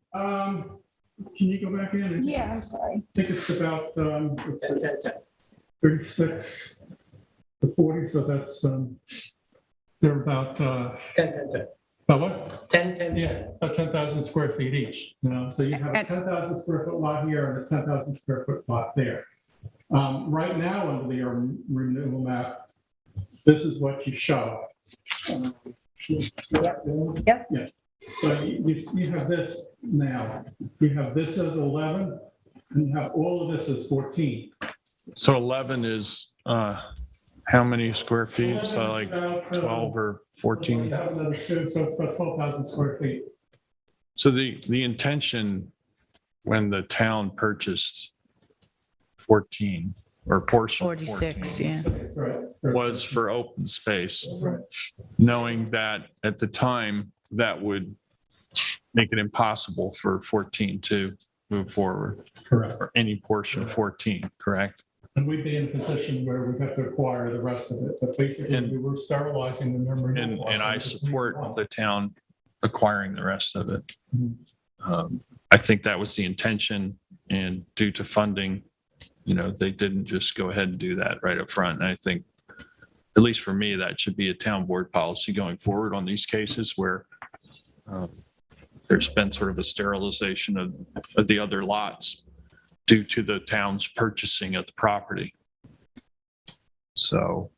And then in that case, we would leave 11 as it is. We'd have to acquire the one lot from Cordes. Correct. And that would keep. So there would be one developable lot there. Which I think was the intention all along of the town. I agree. But I don't think the town fulfilled its obligation, in my opinion, fulfilled the obligation that it really has to acquire the rest of 14, which I think we should pursue. Do we know if 40 reached out to 42 to purchase 42? I know that they had, just from their council, they had discussions and they agreed upon the modification that's proposed, but I don't know if they attempted to acquire. They will have to acquire a piece of it to get the rest of it to create a building lot. So that leaves intact the at least for lot 11, the original intent of the map. If you acquire the rest of 14, then we'll reduce the density in the town. And 14 was bought in 2009 in small lots. Yeah. So I'm going to go back to one of the last discussions we had in the small lots discussion, and it's being very consistent here. The way that the small lots fund was funded, I would agree with, and I would actually, if I was a voter back then, I would actually, well, I don't think I was, but I was, sorry. I would have said yes to it about funding of the small lots. The way that it was implemented, I'm not so sound on right now because it's the same exact situation we're seeing here in other locations there. Yes. That one's different than this one here in the fact that they needed assistance from the town and our modifications to be able to produce a buildable lot right now. Here, they already have other means to do so. And two, there's still going to be a buildable lot here. I don't necessarily think two is needed or appropriate. Yeah, there just won't be two. Right. There might be a large unless one. Unless we allow for them to Mhm. be inconsistent with what the plan of the map was. Correct. So I think we should be consistent with what the intent of the map was and fulfill our obligation to see that happen with regard to number 14, and number 3 can be left to follow the map recommendation.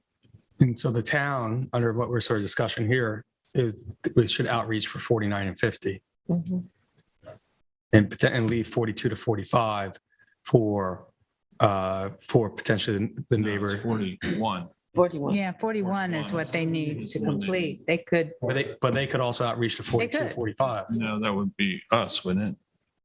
no, No. we only have 46. They're 46. So they could make one larger building. Yeah, but I lot. think the intention was, correct me if I'm wrong here, John, but the intention was 14 is 42 through 50. Correct. Right. So if we've sterilized, You're gonna have to pick up. then we need to acquire 42 through 45. Is there any way for 11 to pick up 42 to 45? 40, they need to pick up 41. And then amend 11 to be a bigger lot. I mean, certainly if they wanted to pay for it, I think they could do that. This would still all be, everything else would be sterilized, but. Yeah, have to I don't- entertain a new- But then it becomes a much bigger house, and Yeah. we're not looking for that, I don't think either. It's more conforming.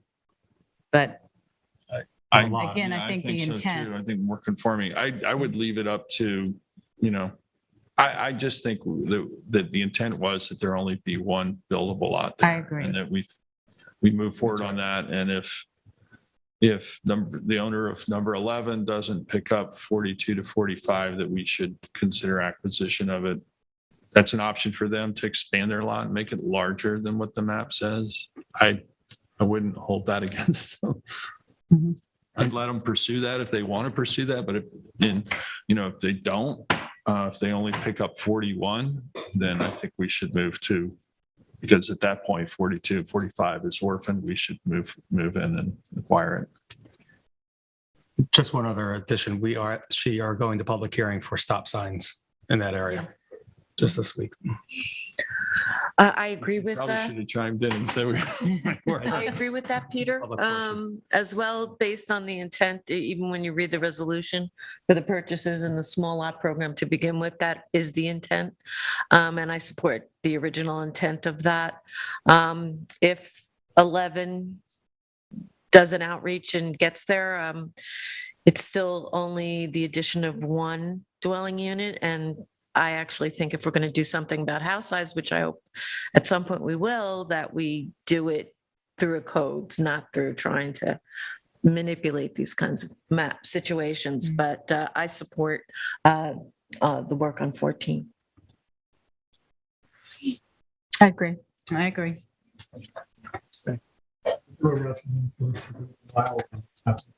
Or you just take no action. I think Yeah. we should do a denial like statewide. Okay. Okay with the board. Yep. Okay, that brings us up to liaison reports. Kathy, do you have a report? I for us? do. I had mentioned last week that we were starting up our Wellness 60 Plus at Ashwell Hall, and we're offering 2 classes, free classes to our community for adults 60 plus, Qigong 3, recuperative exercises for increasing stamina at 12:30, and osteoporosis prevention and stretching at 2:00. In October, we only have 2 dates, but then for November and December, it's every Wednesday. We've got a new handy dandy flyer here. We've been putting them out here in the main lobby, and Diane has been outreaching to all of the folks that had participated in the 60 plus, Wellness 60 plus at Asheville Hall prior to COVID. We've got, robust email lists for, I don't want to say seniors, for those of us that are 60 plus, and we're getting the word out, and hopefully to our local papers will cover it. I also wanted to just touch base. The Springs Food Pantry has put a notice out there to the community that due to supply chain issues, they need boxes of dry cereal. They haven't been able to get any. So anyone that wants to make a donation, a few weeks back, there was dry pasta they couldn't get their hands on, and the community stepped up. And now they're asking if you could leave boxes of dry cereal at the Springs Presbyterian Church, 5 Old Stone Highway. Well, right now it's today. That would be helpful as they, they distribute food on Wednesday, and they just want to thank everybody for their generosity. East Hampton Historical Farm Museum, Prudence Carabine is on the East Hampton CAC, so she's always bringing flyers by for all the great activities that she's offering. And they're doing another softball game, Bonnick versus Maidstone. It's this Sunday, October 16th at 3:00. They've moved it to the East Hampton High School softball field, and hopefully folks will turn out for that. Is that 3? It's 3:00 on Sunday, October 16th. At the high school. At the high school. Okay. And as liaison to the Montauk Playhouse, yesterday I met with Sarah Uticone and Steve Tuma, the new board president and vice president of the Montauk Playhouse Community Center Foundation, for about 2 hours. And we were discussing the foundation's plans to construct a cultural arts center and aquatic center, as there appears to be a great deal of forward momentum on this project. And yesterday's meeting was a great opportunity to open up channels of communication between the town and the foundation. And we expect to hear more going forward on Montauk Playhouse project. Did you get an email that private individuals have hired a PR firm for them and they want to interview? It's not a PR firm, but it's not a PR firm. What is it? Well, what they're doing is that the foundation just still wants to confirm, that there is still a need for a cultural arts center and an aquatic center, and also help inform programming. So they've been interviewing 40 plus people throughout the community. It's a half hour of our time to just talk about the project. And, like, for instance, I was met with them a couple of weeks ago and was selected because of my liaison to human services. And I think it's just that there are some folks out there that just want to do due diligence, because, this is going to be, it's expensive to, a costly project. And it's been a number of years since they've done that. So I think it's it's just time to hit, refresh. And so, they want to be informed before they, finish off the rest of their fundraising and move forward with the project. One of the recommendations that came out of the Attract and Retain Working Group was if the town could develop flex time and work from home policies as a pilot project. So Becky had sent around Southampton's pilot policies, and I'm just going to be meeting with some representatives of the Department Heads Association to see how we can just make sure that they're applicable to East Hampton. And it's something I think, we need to consider and move forward with, and it will come to a work session, within a month or so. Yeah, Kathy and I have talked about that, and I've reviewed the Southampton policy. To me, it seems to cover all the bases that I would look for in a policy that addresses, work from home. And, additionally, it gives really the authority and to the department heads to best manage whether or not that will be something that will work for them as well. So I think there are plenty of safeguards, and I, support bringing it to the town board for a work session discussion, because I think, the way the Southampton policy is written is department heads could opt out if they don't feel that it's applicable to them and in their situation. So thank you for that, Kathy. That's, again, another, I think, outcome from COVID that has influenced and changed the way we can think about doing work. Yeah, and then, Jeff Smith called in today to talk about the contributions that Kent Fuhrig has made to our community. And I have to say that I've, worked with Kent for the entire time that I've been on the board, especially when I was liaison to the East Hampton Airport. And, my condolences go out to his family. I did go out to the airport a couple of times last week after the accident and met with some folks out there. And I will say, and I shared this with the chief when I saw him over the weekend, that folks said to me that East Hampton Town Police and Marine Patrol that responded to the accident, that I'm going to get emotional. They were met with such compassion. And, hugs, holding hands, the homeowner brought out water and tissues. I mean, it was just, the way it was explained to me, it was the best of our community and restored people's faith in the kindness of people. And then we also got sad news yesterday that Joe O'Connell passed away. And, I've known Joe, back when I was on the spring school board, he brought a donor forward to the board who was willing to donate a couple of $100,000 for the spring school. And with that money, we started Project Most there 2 years after John Marshall had. And as David knows, and many working families know, it's the lifeblood for working families to be able to have that kind of enrichment and for their kids after school. And then, when I got here in 2014, I met Joe again because he was here with Steve Bergeson and they were looking to purchase the retreat, the house from the school.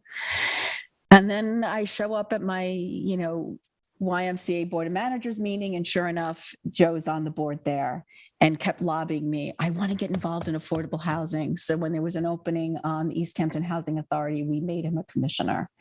And, he is just so community-minded and smart and experienced. And, and I'm very sad, with his passing, but so I'm just going to add about Joe O'Connell because I knew him more on a social aspect. We lived very close to each other in Amagansett when he was living in Amagansett, and he and his wife and Steve and we would play tennis together. And he had very accomplished children that were star tennis players as well.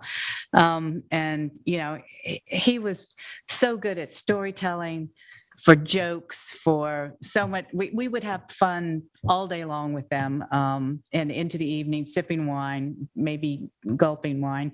But it was, he was just always a pleasure. And he always, Joe O'Connell, he was Irish to the core and a great storyteller. So he will be much missed. He loved this community and he loved the people in it.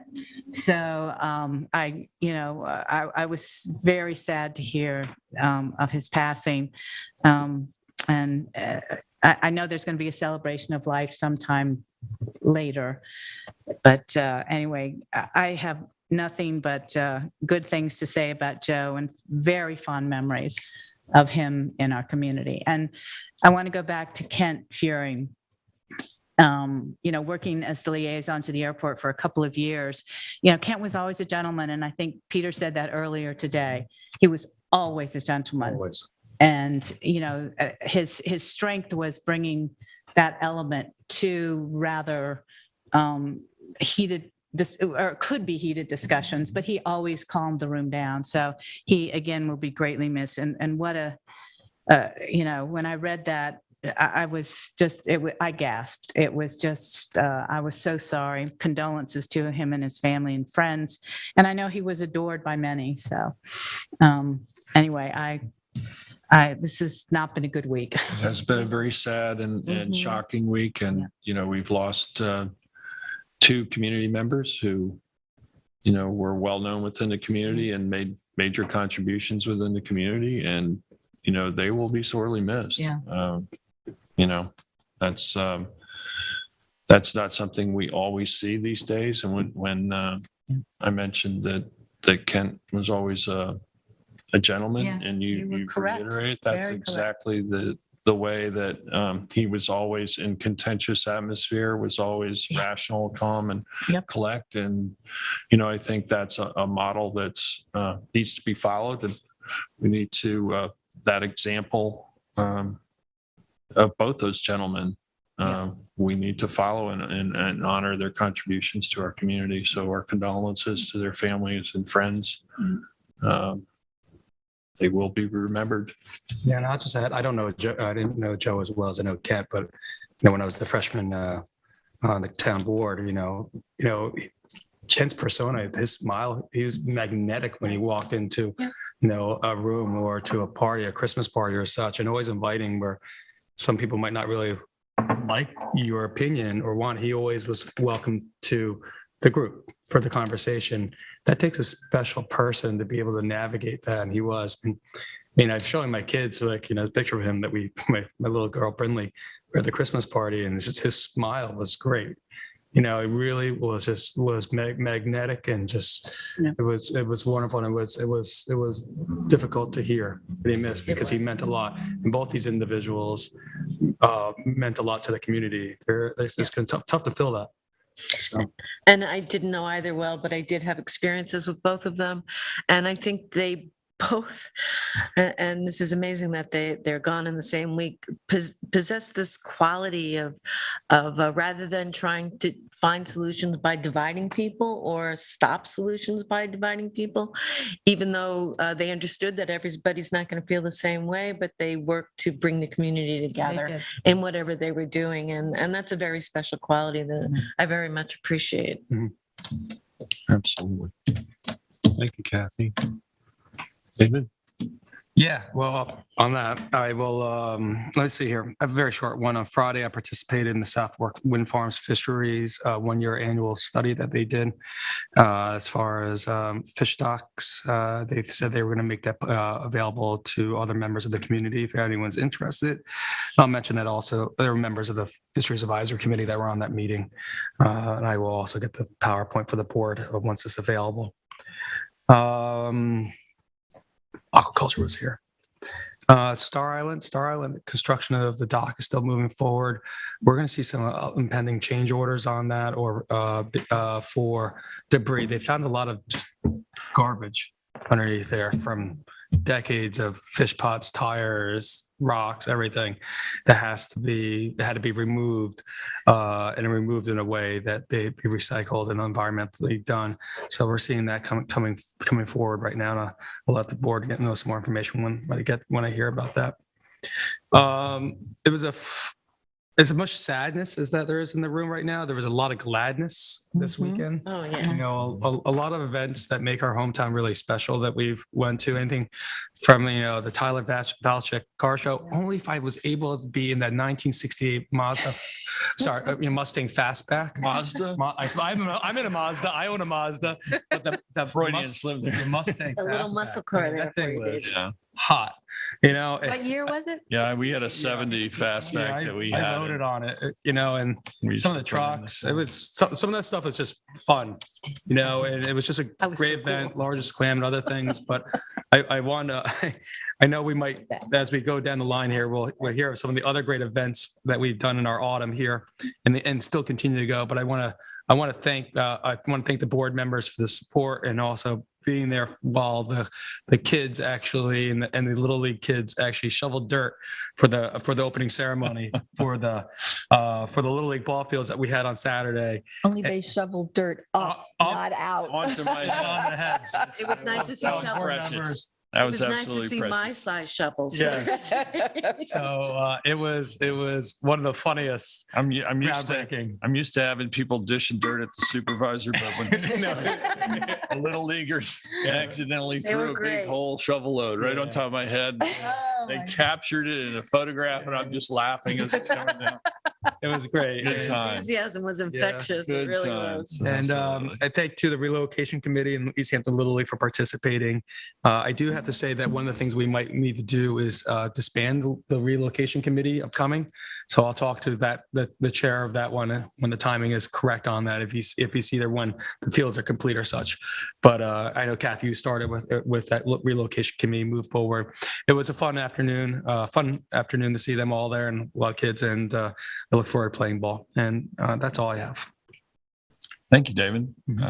Sylvia? So I'm sorry I wasn't here on Tuesday to give the liaison report for the Wainscott CAC. So that's what I'm giving now. They actually met on October the 1st. There have been some articles in the newspaper. So I'm just going to, run through some of the issues that they were talking about. There were questions about airport routes this past season. They wanted to make sure that they understood, who's in charge of the airport routes and how they're designed. There were also questions about airport traffic, although for Wainscott, it seemed like there was more traffic, and there probably was more traffic because of the airport routes.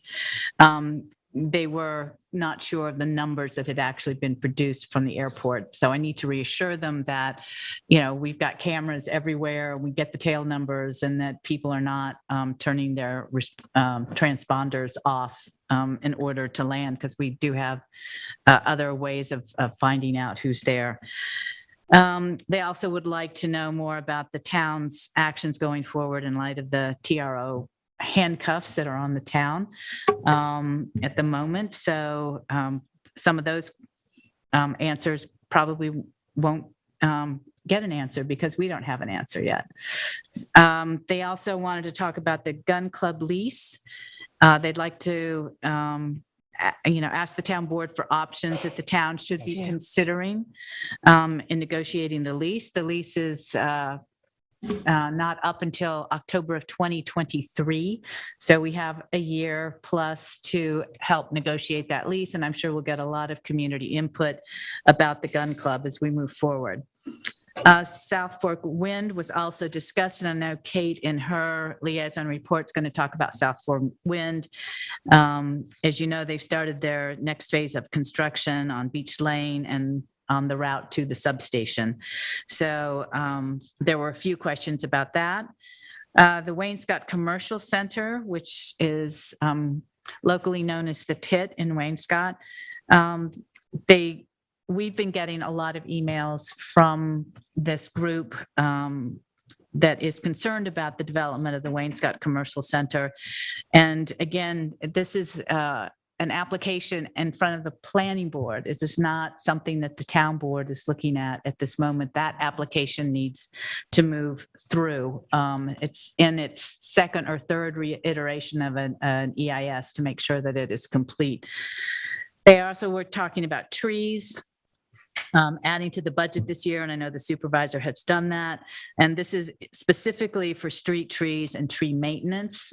They have lost quite a few trees over the last 5 to 6 years. Many trees have come down. 2 came down earlier this month, actually last month.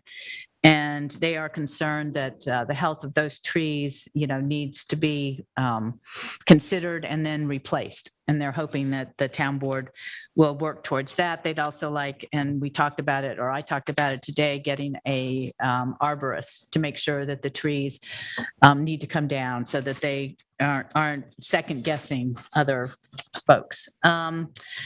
They also were concerned about private parties and events that happened at Oakview Court in Wainscott, where it was allowed, or it did go on for 3 days without a TRO. I think, the conversation with the CAC has to be, how hard it is to get a TRO, one, and that the town board has to meet in order to get a TRO because we have to have a resolution. So I'm not sure that they understood all of the steps that are necessary in order for the town to issue a TRO.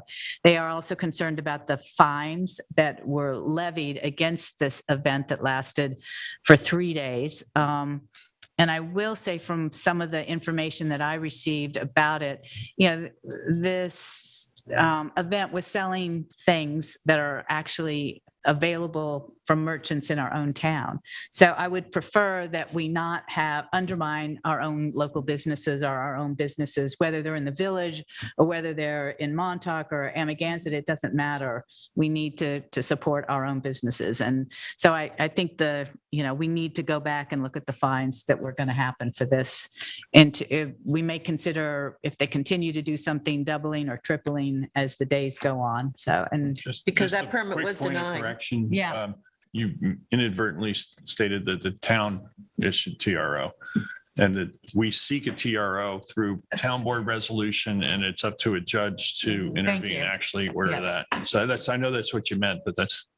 yeah, no, I said, wanted so- to come out correctly. So, Yeah, so exactly. thank you. And, that's a process and so you have to convene a quorum of the board to have a meeting on a moment's notice. And then if the board agrees to pass a resolution seeking a TRO, then the attorney's office has to write up, that request and go to court Yes. and get a judge to rule on it. And the judge may or may not, rule favorably, but sometimes it's difficult to turn that around on a short event like that. And I think that's something, again, that I mentioned earlier in the meeting today, that we need to look at ways to further bolster our code in terms of maybe fine schedule, where you have someone who's been put on notice that they're violating and they continue to violate, whether it be escalating fines. And we should probably take a look at that to see, there may be limits on some kinds of infractions in terms of fines dictated by law, but where we have flexibility to increase those, we should. Take advantage. Anyway, sorry, that's. No, thank you. Thank you for clarifying. I appreciate it. Especially since they had full knowledge that they were denied a permit Correct. from the Special Events Committee. And that's it. That's all I have. Thank you, Sylvia. Kate? Jason, do you have my photos up? Yeah, Available? I'm gonna You're put gonna them up start a new trend right now. Liaison. There we Well, go. I Bear just with me want one to, second. thank you. I like this. This It's is good. Matt. It's Matt. Matt, thank you. I just want to, these are photos, the Litter Action Committee was out this weekend and took some photos of some of the things they found on our Maidstone Park. This is at Maidstone Park near the Pavilion, and this is at Old Montauk Highway. I didn't put up the picture right next to this pile of trash. That's our sign, don't trash East Hampton. But right next to this pile of trash is the sign where littering is prohibited. This one was at Maidstone, and this, I believe, was at Maidstone or Gerard Drive. So this is just trash that we're finding out. And I just would like to remind everyone, we all need to do our part. Please don't trash East Hampton. You can take it with you. There's even a paper bag as trash that someone could have used to take this away. And I just like to use the efforts of this committee to point out this type of action. Thank you, Matt. I also was at the groundbreaking. I won't speak about it again, but it was, it was just absolutely wonderful. And, tears of joy are a good thing. When we talk about, the future, we're always looking at planning for the future of our community. Well, there's nothing more important to me than watching doing something for the kids in our community. And that was a really great event. I also attended a film presented by Building Kind East Hampton. These are community groups, but Jane Meering and Wayne Scott Heritage Project, Esperanza Leon, called One Big Home. And I have a memory that we put this on in the past. You sponsored this a long time ago at the library, somebody did, but it's the second time I've seen it. It's a very interesting film about dealing with extremely large houses, 15,000 square foot, 20,000 square foot on Martha's Vineyard. It was extremely well attended. It was a packed room at LTV, and thank LTV again for all the work they do to service the community and provide the ability for groups like this to do this. And this will be rebroadcast. The Q&A afterwards, which was with the filmmaker who's in the carpentry trade up at Martha's Vineyard. It was really informative, but I do remember you doing some something with this a while ago. It was out in 2016. So some group had put it on before, but it was worth seeing again. And yes, I'd like to do a report, take a little bit of time to do a report on Southwark Wind activities now that they're back on our public roads. They're working on the substation. The work now is commenced full steam ahead. We're outside of the moratorium period for our town roads. So this week, there's preparation on Beach Lane for the horizontal directional drilling work that will commence in November. For example, all vegetation and other landscape features have been removed or tied back. And if this is in full knowledge and working with the property owners along that strip. And the access road was completed over the weekend. There are vault installations at Manhole 9 were completed, which is down near the Beach Lane, and they're going to work on vault installations at Manhole 3. Speaking of that, and before I go into more depth about the road detours and closings that will be happening, the permitted road detours and closing that will be happening because of this work. I just want to also say that above and below grade work continues to occur at the substation. And this week, the project will be starting the installation of the sound wall along Beach Lane. But in terms of detour maps, and these are still will have access for local traffic on these roads when these detours happen. And again, these are permitted detours.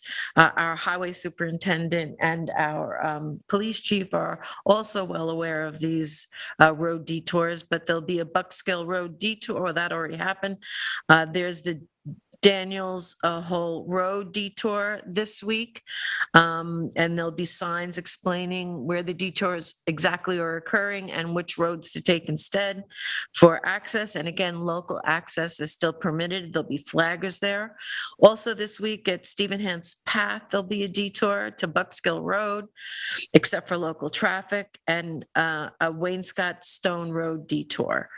And upcoming detours will be on Wainscott Northwest Road for the week of 10/17, Wainscott Northwest Road near Montauk Highway the week of 10/24, and Wainscott Northwest Road near Industrial Road the week of 10/31. I'll be repeating those.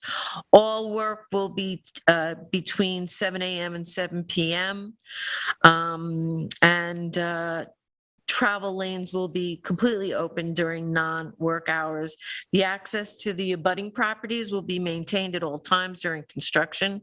And of course, the project team has coordinated with property owners. They've gone door to door regarding potential delays in advance. And each detour will be in place for approximately 1 week, weather permitting. And that's what's going on with Southwark Wind, and that's my report. Can I just ask a question, Kate? Because I've gotten some folks that have said that I know that we licensed, I don't know if that's right, licensed or leased some property at the airport for staging. Yes. And I'm hearing that it's gotten massive, the staging. So could we just double check that it's the proper size? Yeah, I think there was 57,000 square feet that were leased, if I recall correctly, which is well over an acre. So I'm sure it from the airport, from the terminal, it's looks massive, and people are, what I'm hearing is that it's growing by the day. And I just want to make sure that they're staying within their boundaries. Yeah. Right. Sure. Makes sense. Thanks very much, Kate. So on Friday evening, I got to participate in a forum on Community Housing Fund, along with State Assemblyman Fred Thiel and Senator Anthony Palumbo, Legislator Bridget Fleming, and Southampton Supervisor Jay Schneiderman discussing the upcoming ballot referendum. It was hosted at LTV, and our very own Matt Lowndes from LTV, who's doing the show today, was the moderator in the discussion. And I think it was a very good discussion. I know Kathy Burke-Gonzalez was there, as well in the audience, well attended, and discussing what's coming up. Why, I think at this point most people understand why we need this additional housing, more affordable housing in the community, with less than 3% of the housing within the township deemed to be affordable to working people. And that's, really created a crisis, which we discussed today in the budget a bit, where we have departments that we've put additional resources into, and yet in some cases are not fully staffed at this point. This is a problem that we have as a municipality. Private businesses. There was a question by Matt of the audience. How many people in this room either have a business or know a business owner who is looking for staff at this moment? Every single hand in the audience went up. It's pretty in stark contrast, I think, to the way things used to be, where there were plenty of summer jobs and people to fill them, and year-round work as well. So there's going to be another forum that's going to be held by the Express News Group, Express Sessions, they're called, and there have been a number on of these forums and panel discussions held for several years now on various topics that are concerning to the public. So this will occur on from 12 to 2 p.m. on this Friday, October 14th. And this one's being held in Southampton at the Union Sushi and Steakhouse. So if people have an opportunity to get tickets, I think, Michael, are there still any tickets left, or is it sold out? You don't know. You might want to check. Might want to check with the Express News Group to see if there are any tickets left. You can attend the luncheon and hear important discussion of the topic for the ahead of the November 8th referendum.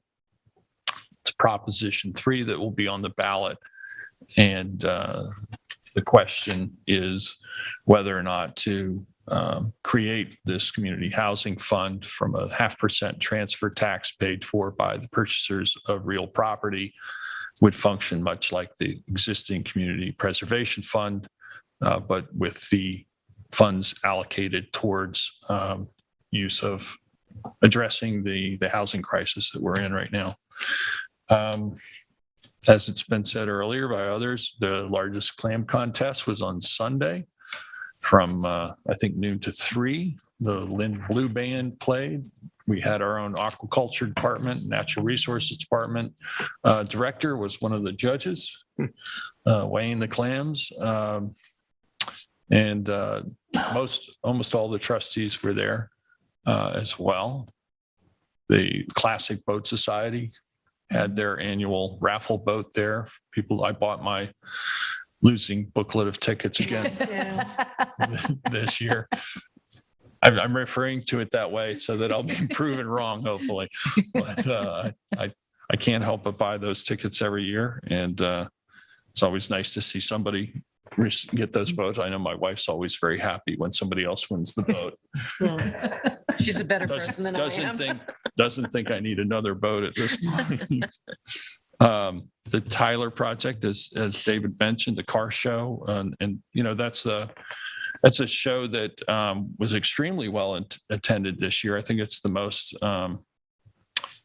folks they've ever had show up. Really? The weather was spectacular. They had, I don't know how many rows of cars, probably 10 rows of cars, the width of that field at the Amagansett Fire Department property. Again, so we had some local musicians playing there. Our very own Judge Steve Tukolsky, the Stephen Tukolsky Band played. The Dog Walkers played, Mike Grzinski. And everybody seemed to have a really great time. And I know you like the Mustang Fastback. My wife used to have a Mustang Mach 1 1970 Fastback. Jim Page had that we actually had in that show a couple of years before. There's an old We moved 62 on from Volvo Jim Page had. That you don't see those too often. There's some really interesting cars that are there. I think a lot of fun was had by all. There were things for the kids to do. There's lots of good food. And again, that project is for suicide awareness, education, and prevention, which is, really such a unfortunately needed aspect of the community. So we thank them for putting that on. The Fall Festival was this past weekend in Montauk. Went out there. That was, again, very well attended. Lots of people out this weekend. I think also having sunshine after all of that rain, people were ready to get out. The weather was fair, a little breezy. I think the tents almost went airborne on Sunday when it picked up. Also, Hampton's International Film Festival kicked off on Friday with their first movie being shown opening night on Friday night, and that will continue through next weekend as well. They've expanded, I think it's 10 days this year that they're doing. So you may see a lot of people around town wearing movie badges, get them into the movies, and you may notice that there's tents set up on the park, Herrick Park, across from middle school, where they're doing showings as well. The ball field groundbreaking, I'll just bring that up again because that was such a fun event. It was great to see all the little leaguers come out with the little miniature golden shovels to help us do the groundbreaking.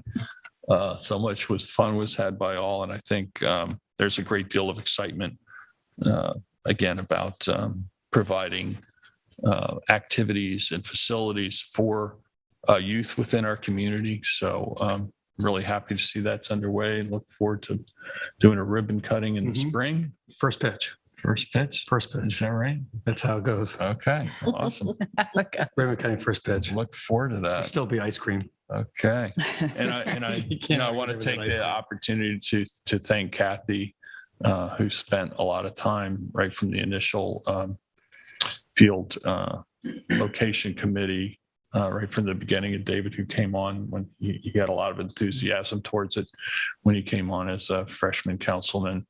The two of you've done a great deal of work there, and it's great work that you've done, and I look forward to things, going on. So thank you for that. I was on a walk this morning in the village. I got stopped on the street by one of the dads that were there. It was like, first I thought someone was going to yell at me. Just calls over. I don't like this or that. And then it was like, it was great enthusiasm. Yeah, again, It made my day. That might wear off as we keep going. Yeah, it may wear off, but it's like the Montauk Skate Park. Yeah. Which you all I went out there with the kids this week, and there had 40 kids out there. It's so popular and so well received. And again, it's great to have our young people to engage in activities that are good for their physical health and mental health. Exercise, and again, stay out of trouble. Find things to places to gather, so that they can socialize in a constructive and healthy environment. So. Feeling really good about both those projects, and the board's support and work towards making those happen is to be commended. We are still doing testing at Stephen Hand's Path for COVID. COVID's still with us. The most recent numbers are a little over 15% positivity. Again, I think at this point, most people taking advantage of the testing are those who want to find out whether or not they have COVID or some other cold or other illness, so that they know to try and quarantine, stay away from others. The number of tests given has continually gone down, which I think is an encouraging sign. We only had 13 tests for the week of 10/3 through 10/9. So again, I think it's only those who are actually sick and want to get confirmation as to whether or not they had COVID. Testing has also been reduced the number of days to just Fridays only, from 10 a.m. to 5 p.m. at 110 Stephen Hand's Path. And again, this is in response to the decline in demand. And we may, depending on how things go, curtail that testing, given the fact that the the vendor may just find it's not economically feasible due to the low demand. So that's something that we may adjust in the future. And that's what I have. Can I bring up one thing that I meant to bring up earlier? The Village Preservation Society has their annual meeting in the fall, and they were supposed to have it the first weekend in October, but because of all the rain, they had to cancel it. And now they're struggling to find a place to meet. And I had proposed maybe they could meet in this room.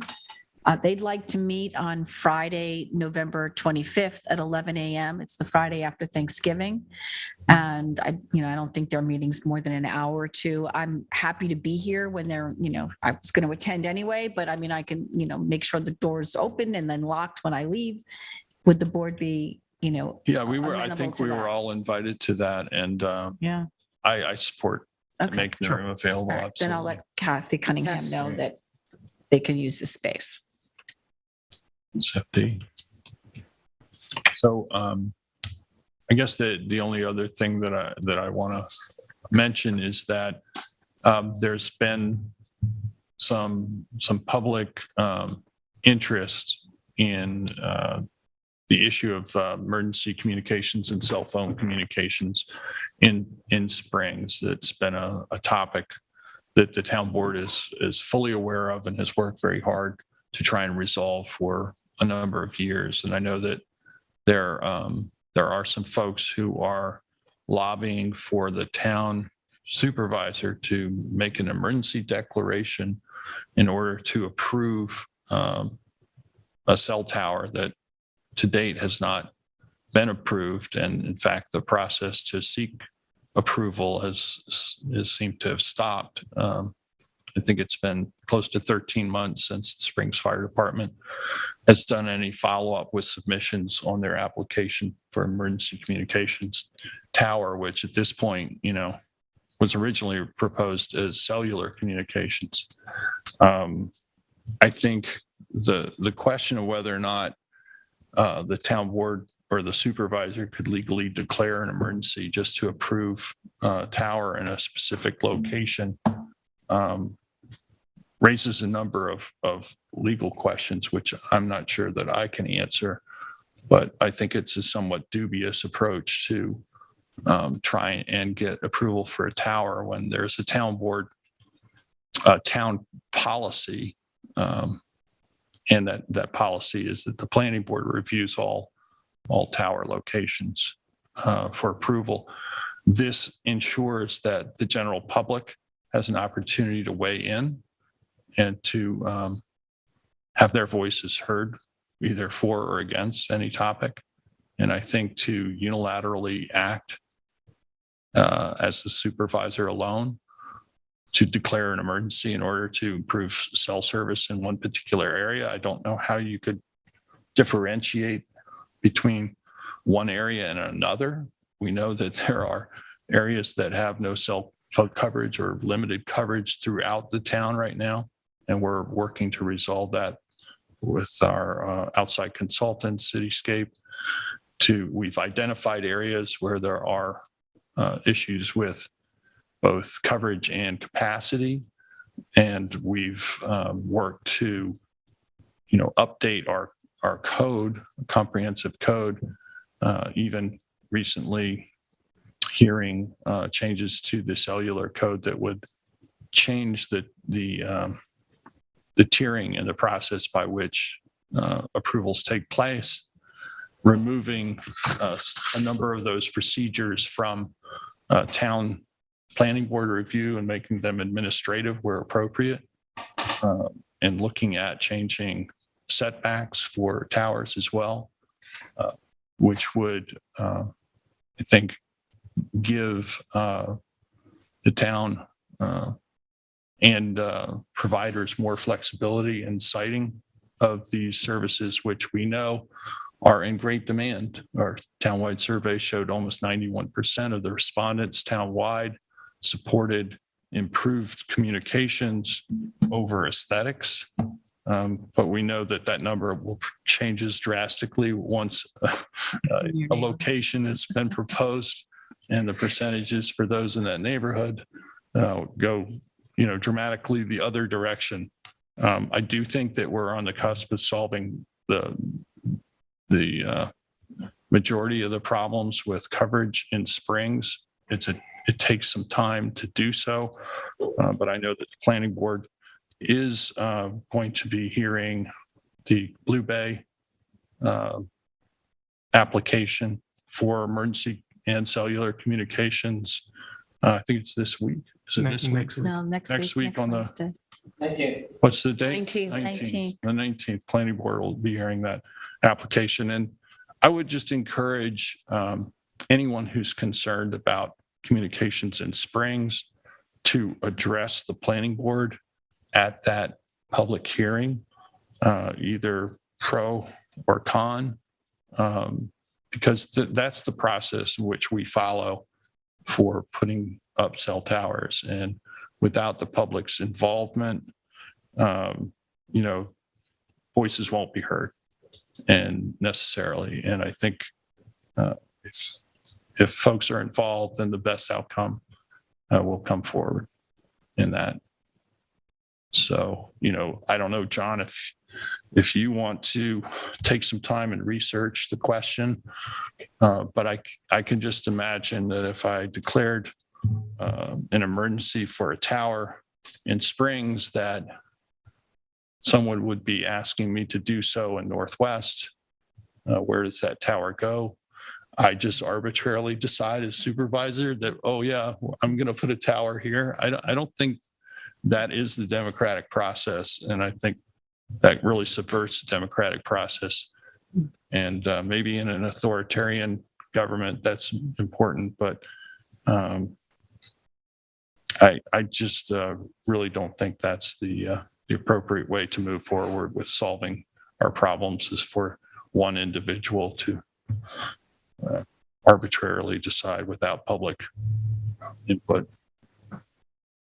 And I also just want to reiterate that an emergency communications cell on wheels, a tower on wheels, has been up at Gann Road that improved emergency communications in Springs, and that has been up since last June.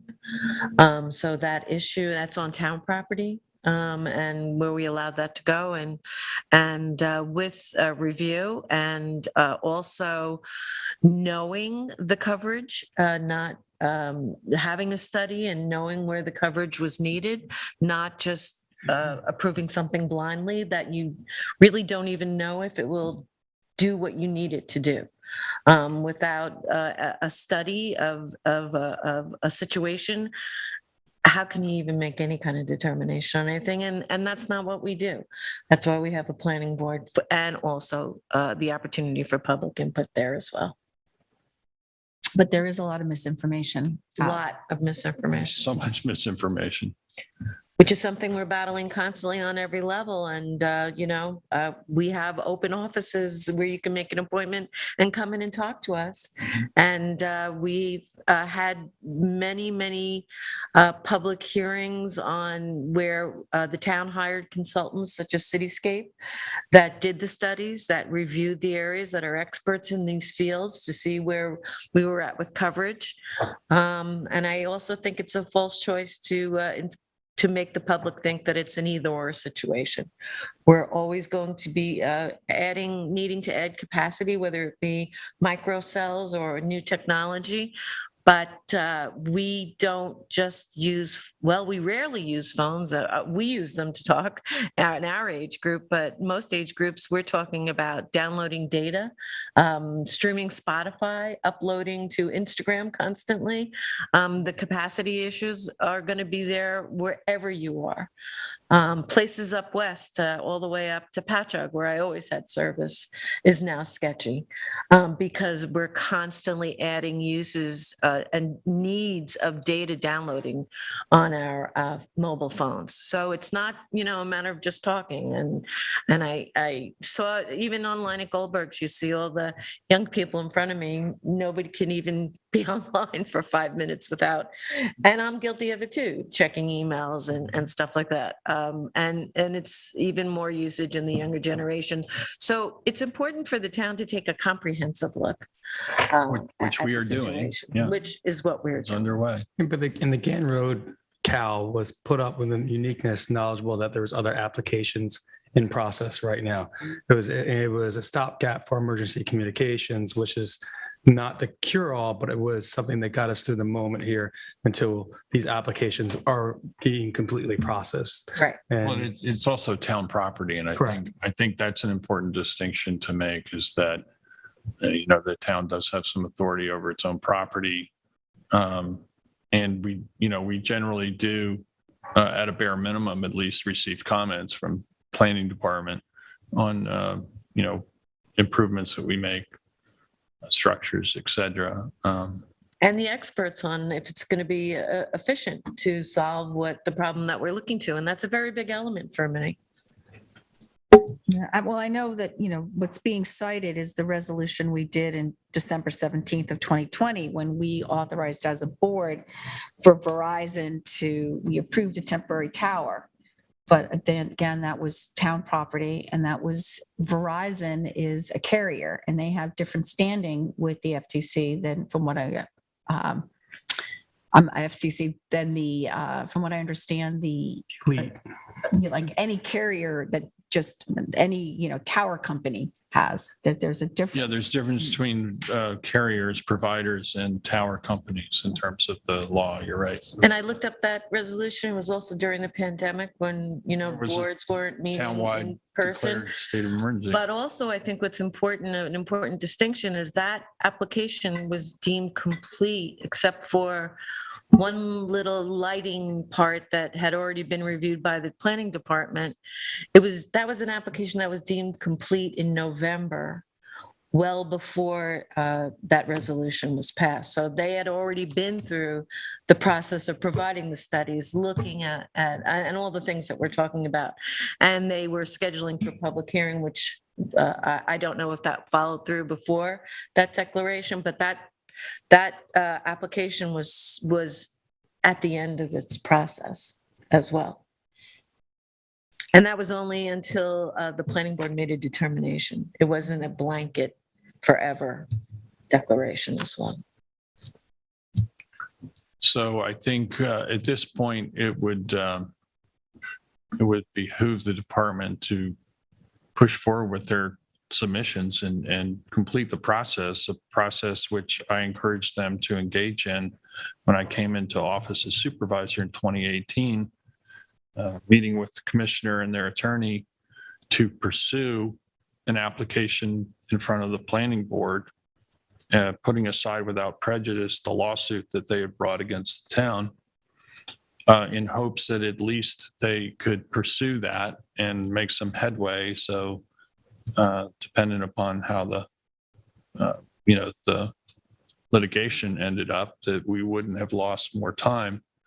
It was a year and a half before they actually submitted an application, and it's been a year since more than a year since the last review by the planning board. So, and it's also been months since we've changed the code also then too, or I even had the first discussions on it most recently. Which might make the application, they might need to amend their application potentially then too. They get the same result. I don't know if there's been any submissions for that either. Yeah, have we got that back from the state yet? The change to the wireless code, personal wire, just came back. So now it's in effect. Great. So that being said, that concludes my liaison report. We do have some resolutions to adopt. Resolution 2022-1248 is a notice of public hearing to amend urban renewal map AM-1. We're also amending the resolution when we first set this public hearing. That was resolution 2022-1195 that we adopted on October 6th. And there've been changes to the notice and changes to the date of the public hearing. So this is going to happen on November 3rd at 2 p.m. Carol, the first resolve needs to be corrected. And then in the notice of public hearing at the bottom of page 2, we'll be meeting in the main meeting room. This was I guess a cut and paste from a much older resolution, as it says courtroom. Second as amended. All in favor? Aye. Aye, pass and carry. Resolution 1249 is Aquaponic Grove Cemetery accept a scenic easement. This is a public hearing was held on October the 6th on a proposed grant of the scenic easement to the town pursuant to section 247. Acceptance of the easement as submitted and heard is hereby found to be in the best interest of the town. And so resolved that the town will accept the easement listed below. The grantor is the Jewish Center of the Hamptons. The type of easement is scenic easement, and the location is 310 Old Stone Highway in East Hampton. Second. All in favor? Aye. Aye, passed and carried. Resolution 1250 is Aquaponic Grove Cemetery accept a conservation easement. This is at the same location. Jewish Center of the Hamptons is the grantor. 310 Old Stone Highway is the location. Second. All in favor? Aye. Aye, passed and carried. Resolution 1251 is to adopt Section 8 plan for the year 2023. This is the U.S. Department of Housing and Urban Development requires that all entities administering a Section 8 tenant-based assistance adopt annually a one-year plan. And our own Office of Housing and Community Development has had its staff prepare and plan and made it available for the public beginning in August the 22nd of 2022. Proper notice was made for an October 6th public hearing, and it was available to receive comments on October the 6th, and resolved the town board hereby adopts the plan as heard and authorizes the Director of Housing and/or the town supervisor to execute any and all documents related to the adoption. Second. All in favor? Aye. Aye, passed and carried. I am offering resolution 1252, which is a bond for $750,000 for the navigation project, Lake Montauk. We've had a couple work sessions on this, and it's been a project that's been discussed for some time. This is for, again, $750,000 to be appropriated, which is the town's approximate share of the overall project, which is estimated to be at $7,274,000. Second. All in favor? Aye. Do we have to have a roll call? Yes, we do. Carol, if you have a roll call, please. Aye. Aye. Aye. Aye. Aye. Passed and carried. Resolution 1253 is to accept insurer payment to reimburse the town for payment of DEC costs and pay future DEC costs. Resolved in the interest of making payment for the remaining balance due to the NYC DEC.